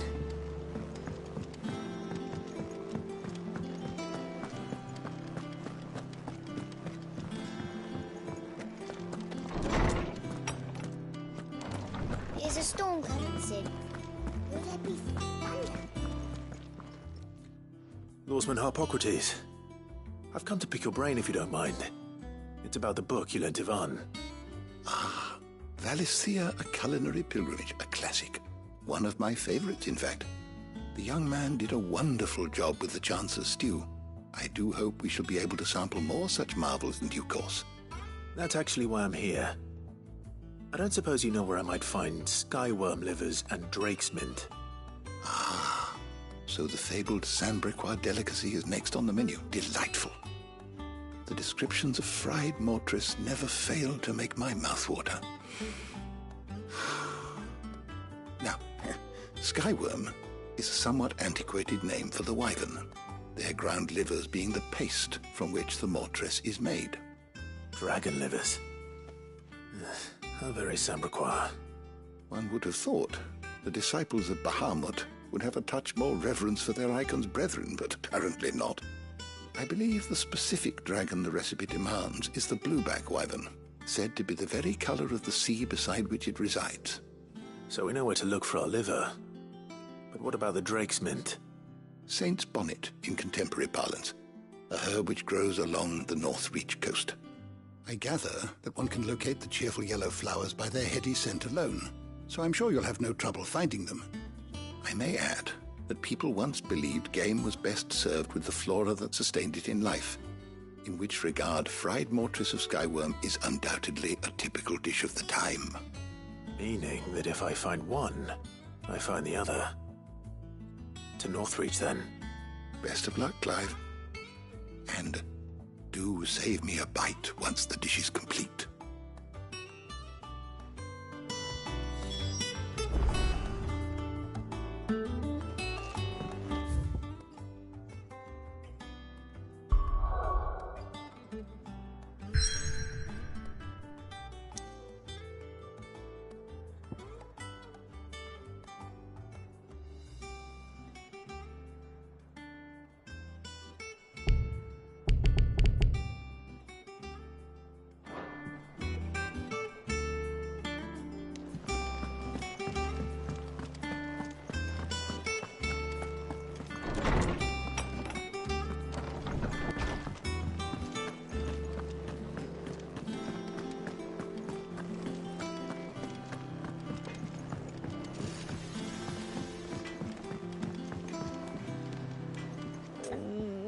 What am I gonna do?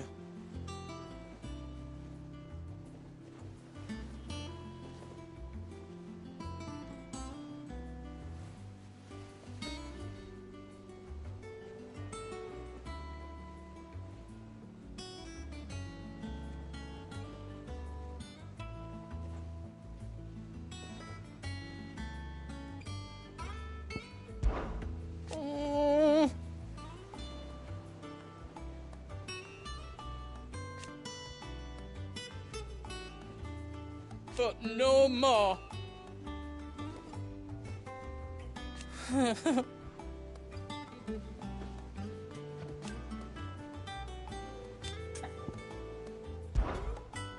Is everything all right, Goots? You seem more discomposed than usual. Oh, I don't know what that means, but I'm in a bit of a muddle. Oh, I think Nan might be in trouble, and she's... It's all right. You can tell me.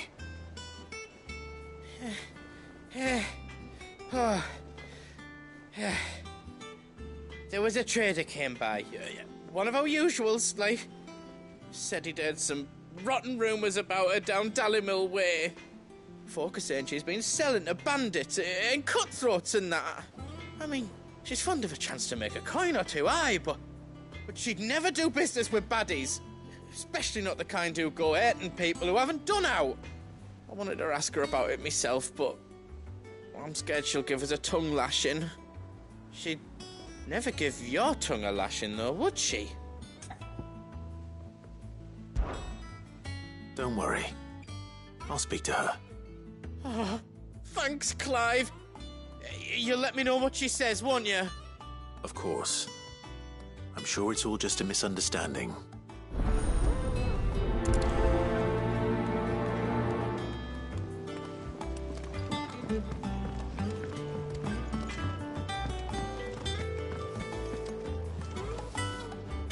Lady Karen. How's business? Not nearly as foul as the weather. You're doing good trade, then? Both in and out of the hideaway? Can't complain.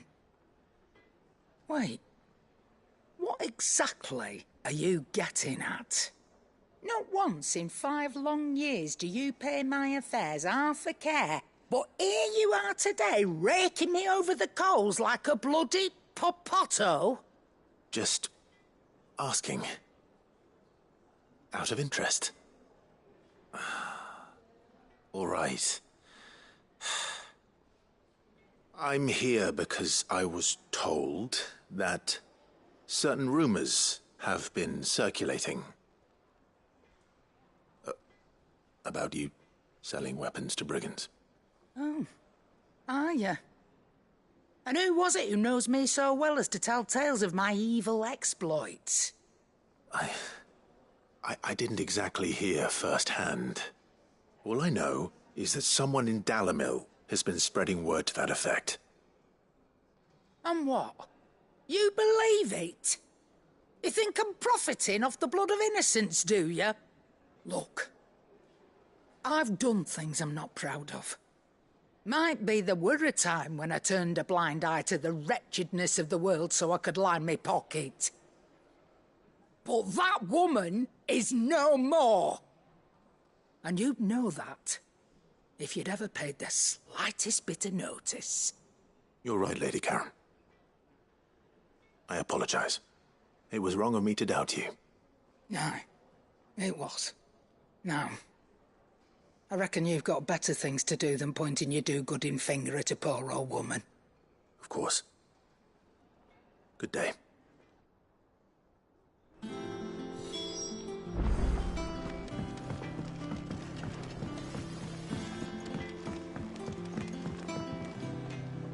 I spoke with Lady Karen. What did she say? That the rumors were unfounded, and that I was a fool for thinking they might hold any truth, along with some other things that made her feelings clear. And while it sounds like she may have done things she regretted in her past, she says those days are behind her. Oh, well, that's good. I knew Nan wasn't caught up in out bad. But why would people say she was? What did she ever do to them? It's not right. No, it's not.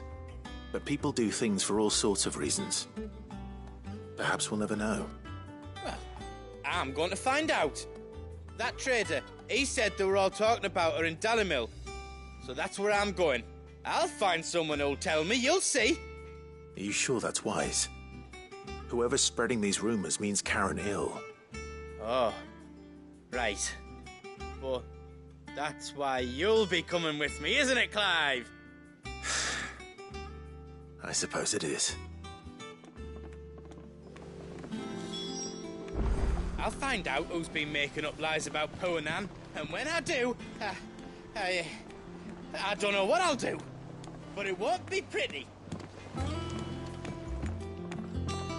Round and round the city clock, the wyvern chased the eagle. The birdie stopped to catch his breath. Down came the eagle.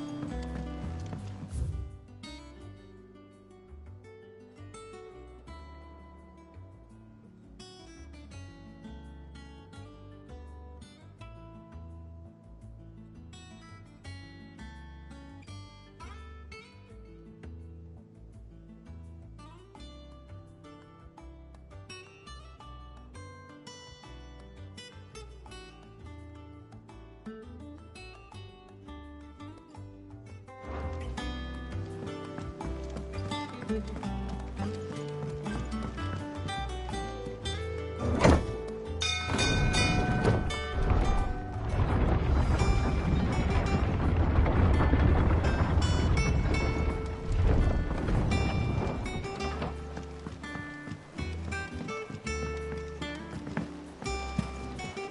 expect me to work with this? I'd say we were in for a storm.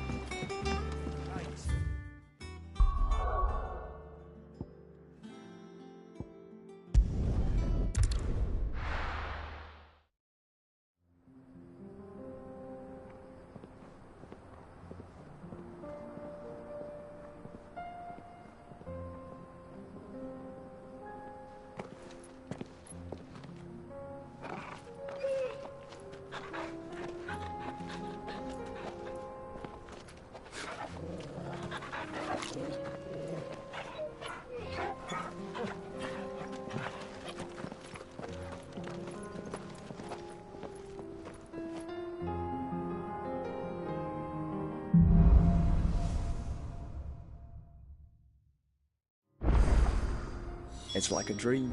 The four of us out walking like we do. Enjoying this, are you? Gav and the others could be in danger as we speak. You're right. I'm sorry. Yote is a flying scout. If Candle was attacked, she will already have begun gathering information. Tabor isn't far. We should pick up the pace.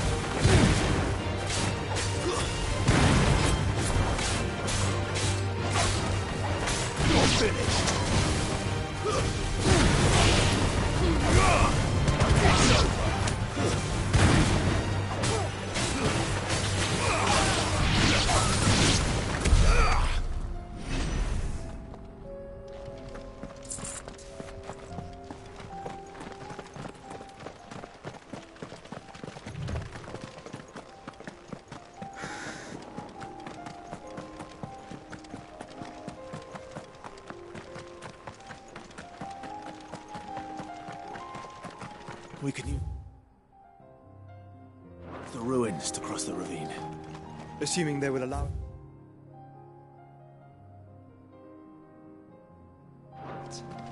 The echoes have a will of their own.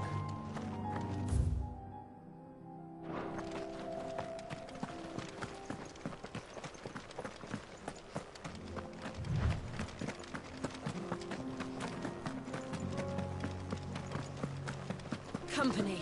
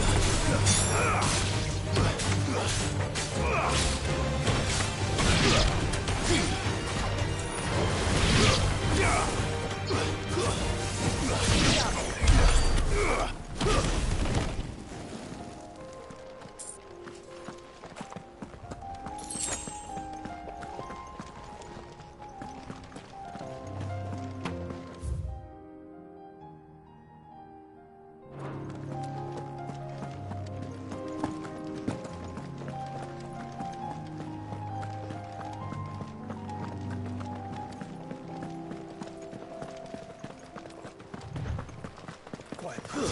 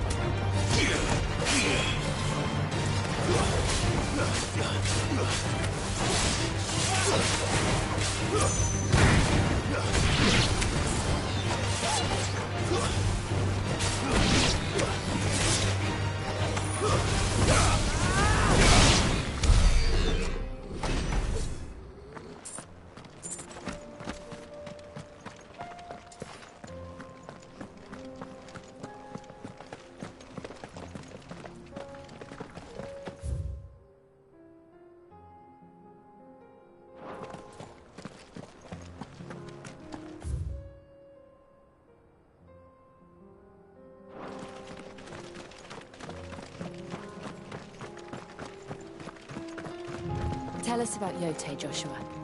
She's strong-willed, loyal, and deadly with a blade. Much like Clive, but with better manners.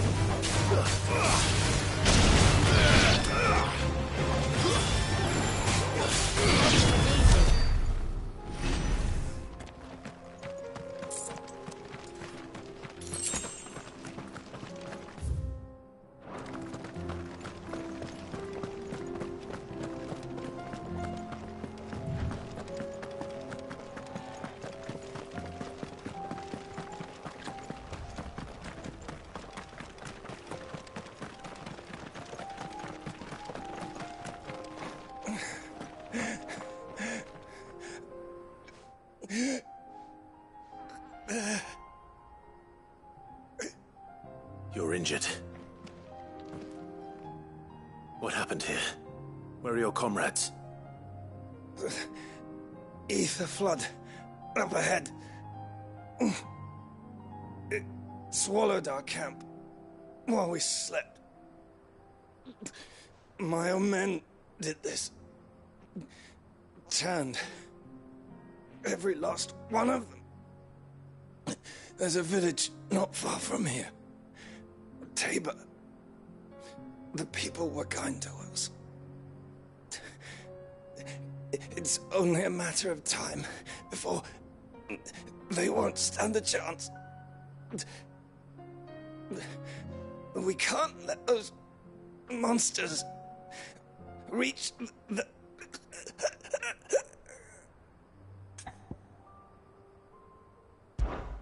I'll go. You catch your breath. Thank you. Our encampment is up ahead. Just off the track. They must not reach Tabor. Forgive me, Lord Kuka. Rest well, soldier.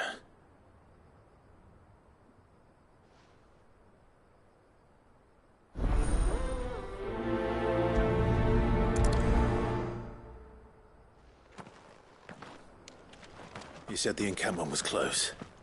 Let's hope the Akashic are still there.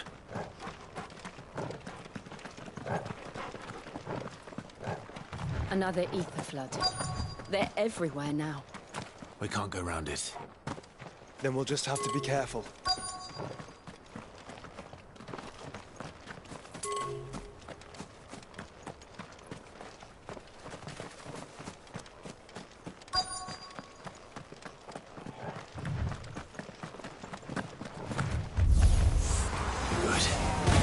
got here in time.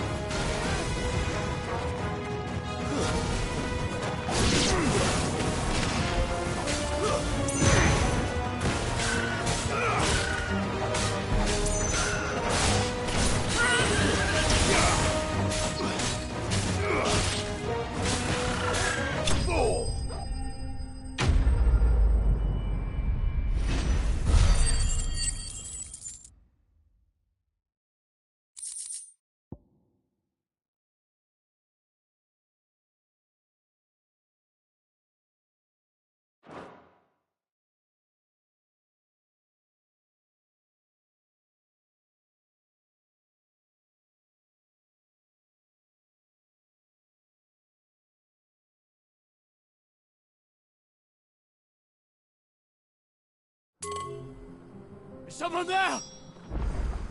Please, I can't move my leg. That doesn't sound like an Akashic.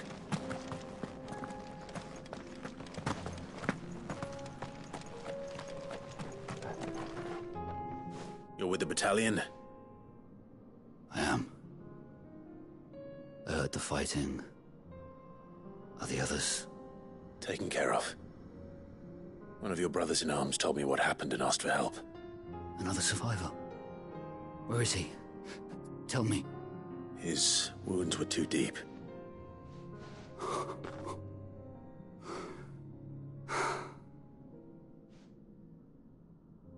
He was right to send you.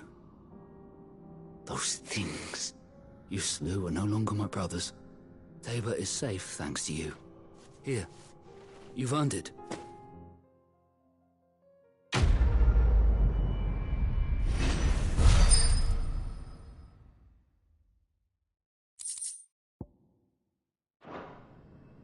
You seem familiar. Have we met? You must have me confused with someone else. Wait. That scar. Son of a whore. You're Sid. I was there, in Cosnis, when you killed my brothers.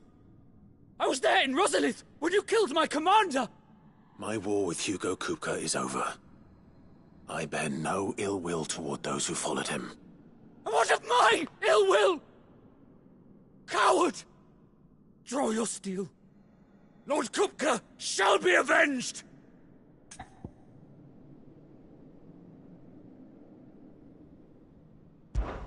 When your wounds have healed and your head has cooled, come and find me if you must.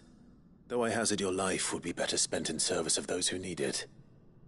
Or have you forgotten your oath to the Republic? My oath? What would you know of oaths? I know how hard they are to keep. Which is why I'm giving you the chance to keep yours. No.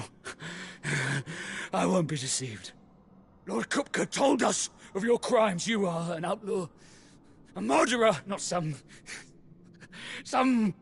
man. Like you or anyone else. I am nothing like you. But if you're not gonna kill me, then go. Leave! Just know that I will find you, Sid. Someday.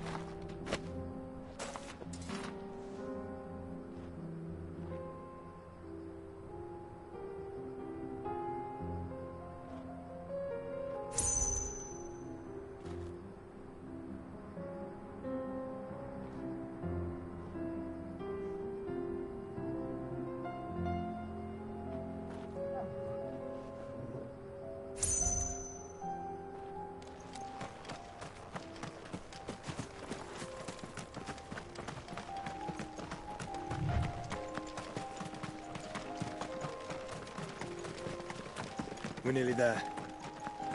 Have you been to Tabor before? There are a few places I haven't.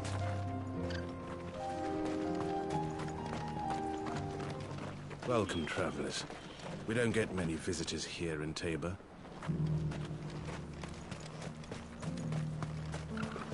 Where now, Joshua? There is a residence just inside the city gates. She awaits us within.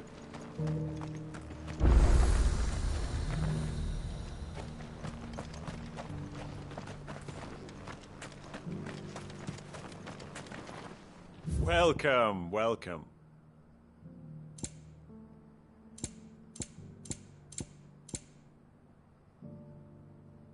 Take care.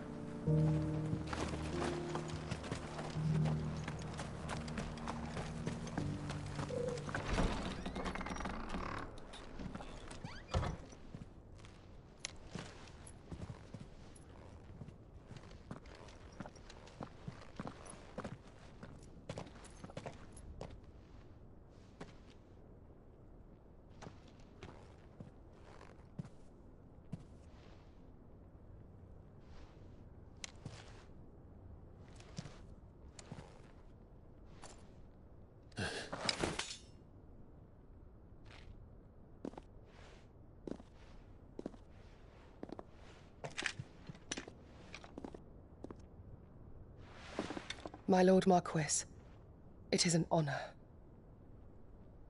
I am Yote, Knight of the Undying, charged with the protection of His Grace Joshua Rosfield, Keeper of the Flame of the Phoenix. Of course. It all makes sense now. Would you care to elaborate? The Undying are loyal servants to the ducal throne. Or more specifically, to its heir. They have served our family for generations, albeit from the shadows. Since their inception, they have been tasked with the preservation and enactment of the rites of ancestral communion. After the events at Phoenix Gate, it was the Undying who delivered me to safety. And since the day I left Rosaria, Yote has been my constant companion and protector. Without her sword, I would not have survived my journey across the realm. Rise, Lady Yote.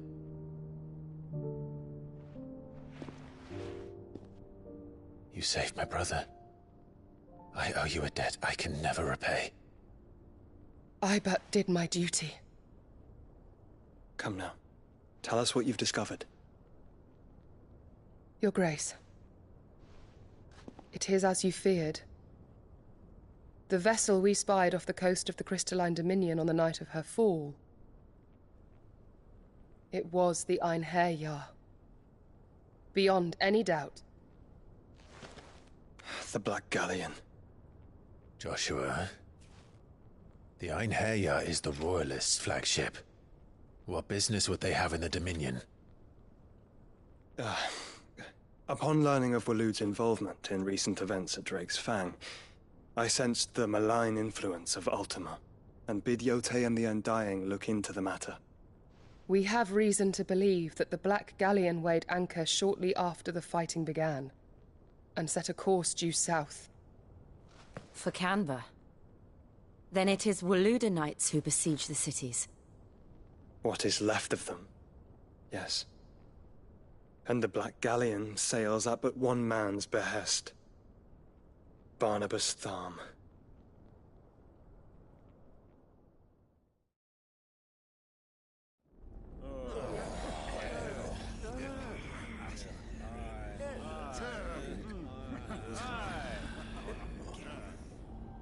But are we truly safe here in the Agora? The city guard have been paid, if that's what you're implying. All the more reason for them to run. Well, you are free to leave, Lord Minister. Markets abandoned, warehouses aflame, blackened hulls choking every port in the capital. Canva is ruined. The realm teeters on the brink of chaos, and all you can think about is commerce! Forgive us. We were not aware Dhalmekia now subsisted on charity. Quite. How dare you?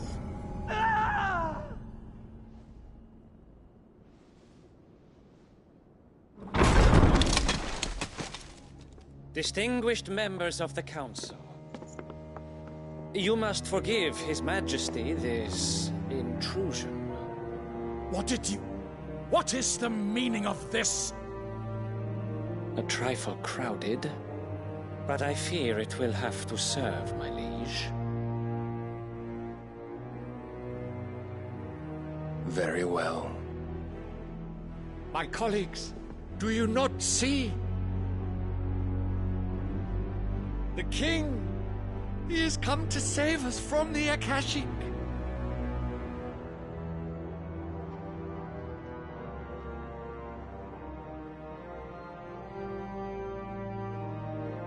He is a gift from the heavens, divine intervention, our very salvation.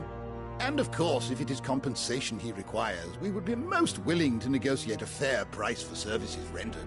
Fools! Your ignorance unbecomes you. Your Majesty, correct me if I'm wrong, but I would swear that the fiends washing the cobbles of Canva with the blood of her citizens wear the colors of Waloed. Ha! So you do not deny it. Guards, fetter them, and see our guests to the dungeons!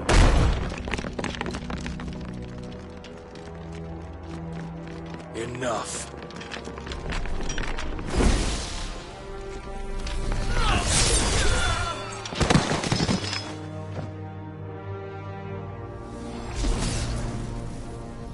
Pathetic creatures.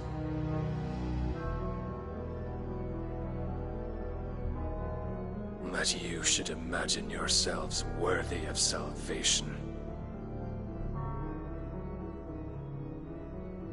The girl is still here, somewhere in the city. Her consciousness fair dripping with her late father's hubris. A consciousness to which Mythos is inextricably bound and inexorably drawn. See that he is made welcome. Yes, Your Majesty. Come, Mythos. Surely the prince's light cannot have sated you.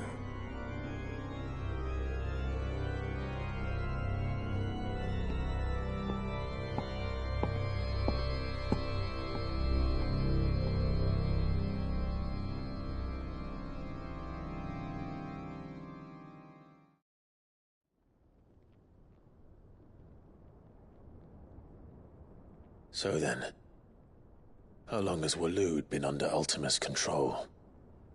How long indeed? Based on what we know of Barnabas's actions, I would guess some few years, mayhap more. But to what end? What does Ultima want? The tapestry. Show them.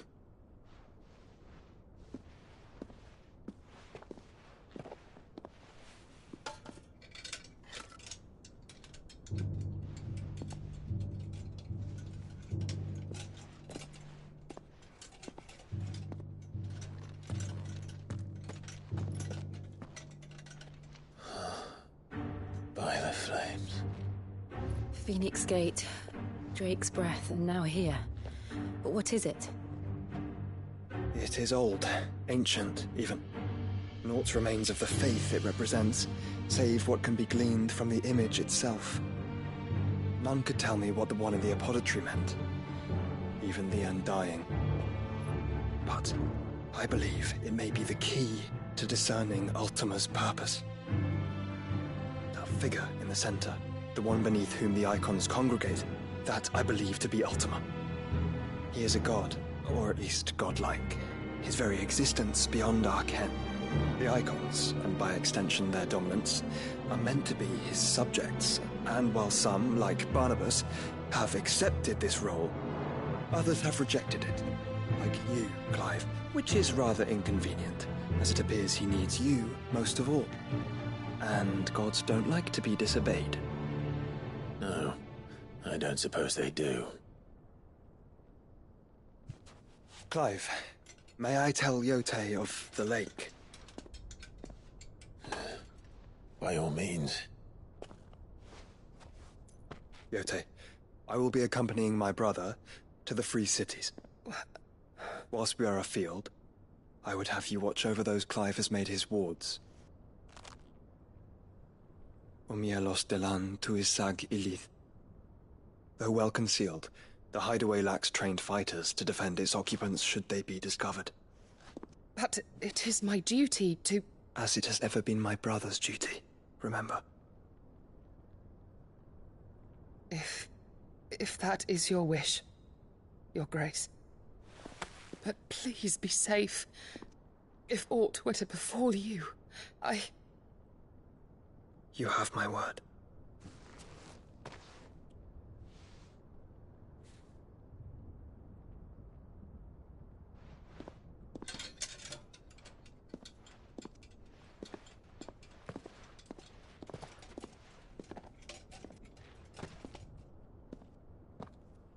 Farewell, my lord, my lady. We are in your debt, Yote.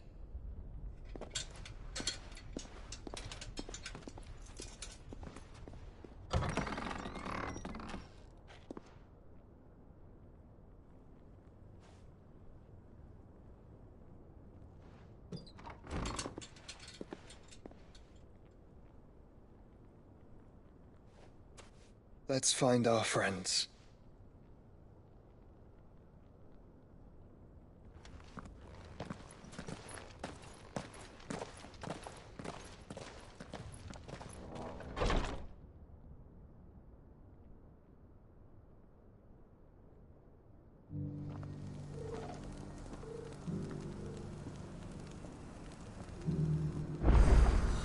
It's plain she cares for you very deeply. And I her. Which is why I had to let her go.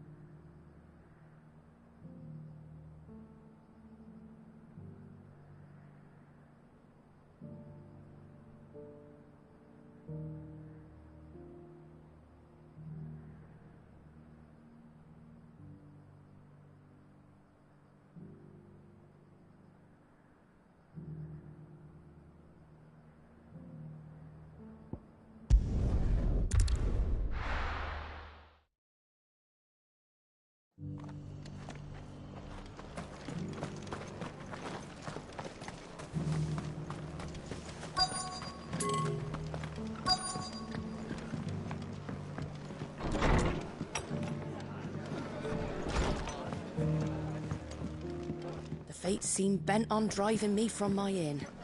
But if they want me out, I'm gonna have to try harder.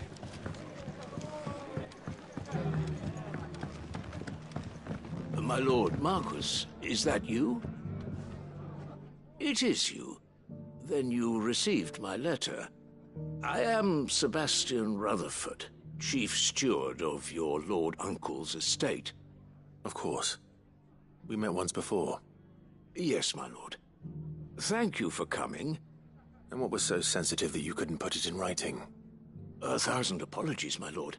I did not mean to offend. I merely... It's all right.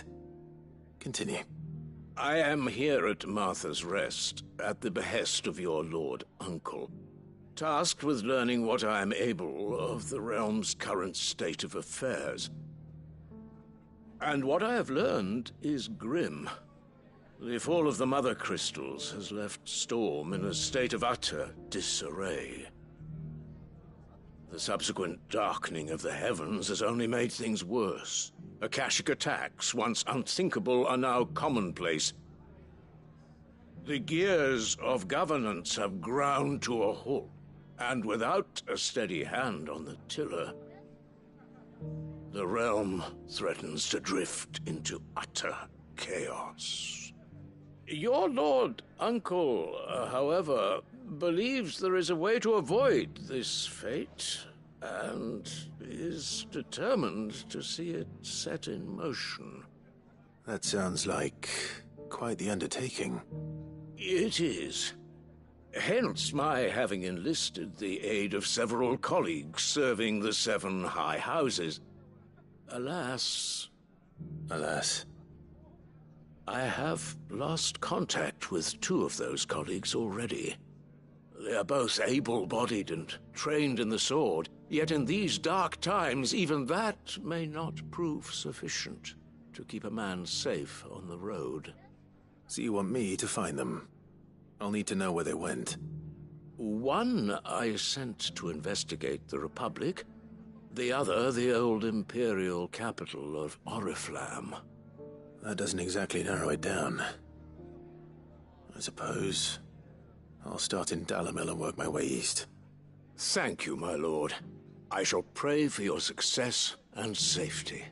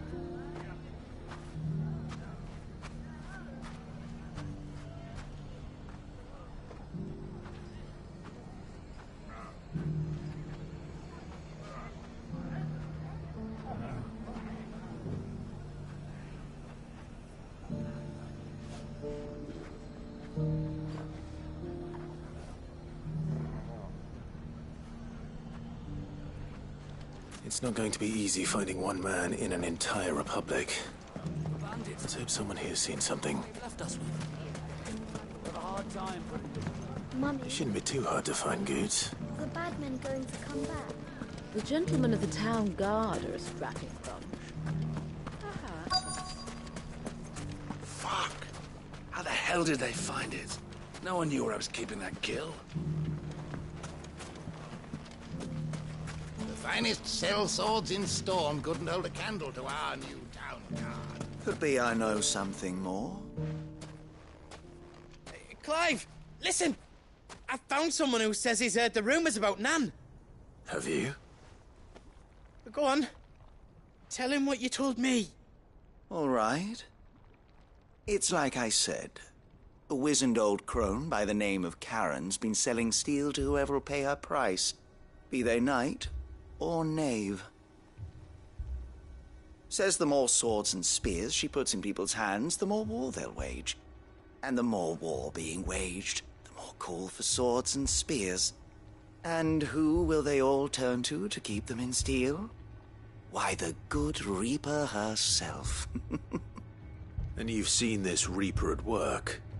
Aye, it just so happens I have. You'll find her right here plying her trade most days. Here in Dalimil? Where exactly? She has a stall here in the market, but if you're not the patient type, you can probably find her at her storehouse on the edge of town. But it'd be a bolder man than me that braved that particular nest of vipers. Feeling bold, traveler? I hope so, for your sake. Now, if that's all, I have places to be. Sorry to have kept you. You don't think Nan's the Reaper, do you? Not unless she's discovered the secret of how to be in two places at once. Eh? What do you mean? Lady Karen hasn't left the hideaway in weeks. So who has been running this stall he spoke of? Good question. I'll go and have a look. And I'll visit this storehouse on the edge of town. All right, but be careful, Clive. You too, Goots.